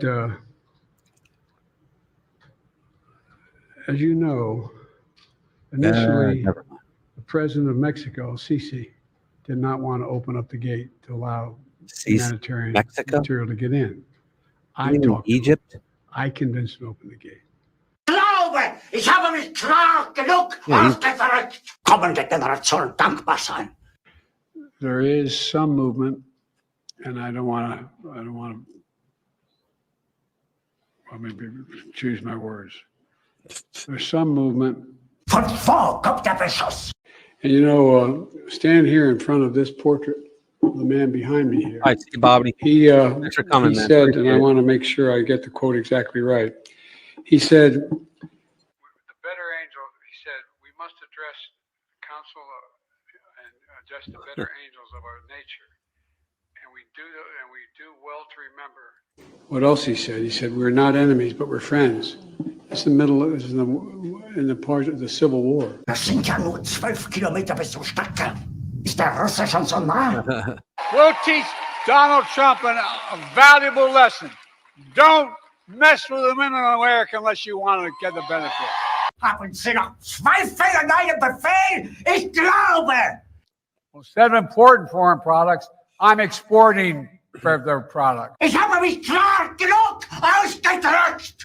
Well, we're going to win and we're going to help. We have plans to build a railroad from the Pacific all the way across the Indian Ocean. We have plans to build in Angola, one of the largest solar plants in the world. I could go on, but I'm not. I'm going off script. I'm going to get in trouble. Nur um zu lernen, wie man Messer Gabel hält. Der Kommandeur, der Kreise zurückhält, hat binnen 5 Stunden sein Leben verwirkt. You know, right after I was elected, I went to what they call a G7 meeting, all the NATO leaders. I was in the south of England, and I sat down and I said, "America's back." And Mitterrand from France, looked at me and said, "You know, why? How long are you back for?" Um sich zu autorisieren, behauptet er, ich wäre krank. Ja, vielleicht schon tot. Look, to communities everywhere and at this Boys and Girls Club. By the way, I've been a gigantic supporter of Boys and Girls, just the biggest in the country. But when I was a senator, I provided a lot of money during the crime sprees were going on for Boys and Girls Clubs. Ich hätte gut daran getan. Biden, Obama, Biden. Es wurde ein ungeheurer Verrat geübt am deutschen Volke. And I made it clear to Israelis, don't move on Haifa. It's just not, I mean, anyway, I just... He doesn't even know what he's talking about. Jeder hat mich belogen, sogar die SS. Die gesamte Generalität ist nichts weiter als ein Haufen niederträchtiger, treuloser Feigling. Elect me. I'm in the 20th century. Aber alle diese Verräter werden bezahlen. And I've gone now, I spent over almost 200 hours with the leaders of Europe, the heads of state. I know them all. I've known them well. And guess what? You know what every one of them says to me, virtually except Orban? I'm serious. As we leave these meetings, well, indirectly, they grab my arm and they pull me aside. I'm serious. They pull me aside and say, you've got to, you can't win again. Man müsste die ganze Luftwaffenführung sofort aufhängen. I am Joe Bidenopoulos. Das ist unerhört. Unerhört. Der Russe steckt 12 Kilometer vom Stadtkern. Und ich erfahre das sozusagen auf Nachfrage. Mein Führer, vielleicht handelt es sich ja wirklich um Fernfeuer. Sie erwähnten eine Eisenbahnbrücke über die Oder. Ach, Unsinn! That's off. That's funny. That's pretty funny when you think about it. Let's go that way.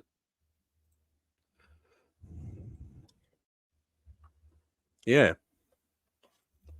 Gay midget porn. No one wants to see that shit. Yeah, I know. He and they're trying to say, did you see the time period, like for a couple months, the media was trying to say, and the influencers, the lefties on X and all, they're trying to say that Trump was losing his mind. Trump can deliver a 2-hour speech without a teleprompter, even with a teleprompter, and not make a single mistake. You know, Biden can't get through 2 sentences without making mistakes. Or going, no, excuse me, and he has to correct himself all the time. You ever see him walking now? When he walk, like I know that at Secret Service, like one of the biggest things is when a president is outside and he's walking like to and from Air Force One or Marine One, that you're not supposed to be in the shot. Okay, you can't photobomb that shit, and if you are, you're going to get a strongly worded email from your superior. You know, what the hell were you doing in the shot, right? Well, now because Biden trips all the time, right? When they walk to Air Force One or to Marine One across the grass when they're leaving the White House, they have a whole group around him, and they're walking at the same pace as Biden. It's unbelievable, right? And then he now also, they give him these special shoes so that he doesn't fall as easily. It's unbelievable. Did you guys see him? What was it, last weekend? Yeah, when he was he scratches his nose all the time. Yeah. But did you see last weekend when he was at that Hollywood fundraiser for him? He got like 28 million from the Hollyweirds, from the libtards out there. And at the end, he was waving. There were people were clapping, balloons going around, and Obama was next to him. And he stands there and he waves. Then he turns and faces, and he has fists by his side, and he froze. And Obama's like laughing, never missed a beat. He's laughing. He turns around and grabs him by the wrists and starts walking with him. And Joe walks and he puts his arm around him. He's going, "Hey, Joe, it's me, Barry. You dumbass. Just keep walking. Don't look around. Keep going." Now, it was unbelievable. And then everybody's like David Hogg. Remember him? He goes out and puts on X. He says, "For the record, this never happened. This is fake news." And I wrote, "For the record, you're an idiot," because we all watched it. We all watched it on TV. I mean, he did. He froze, and Obama had to free him from it. Walking out, and you see him doing the gait, like his gait as he walks, because he has those big ass shoes so that he doesn't fall. Oh my God! This is our commander in chief. Oh man, crazy shit, right? Let's see what else we can do.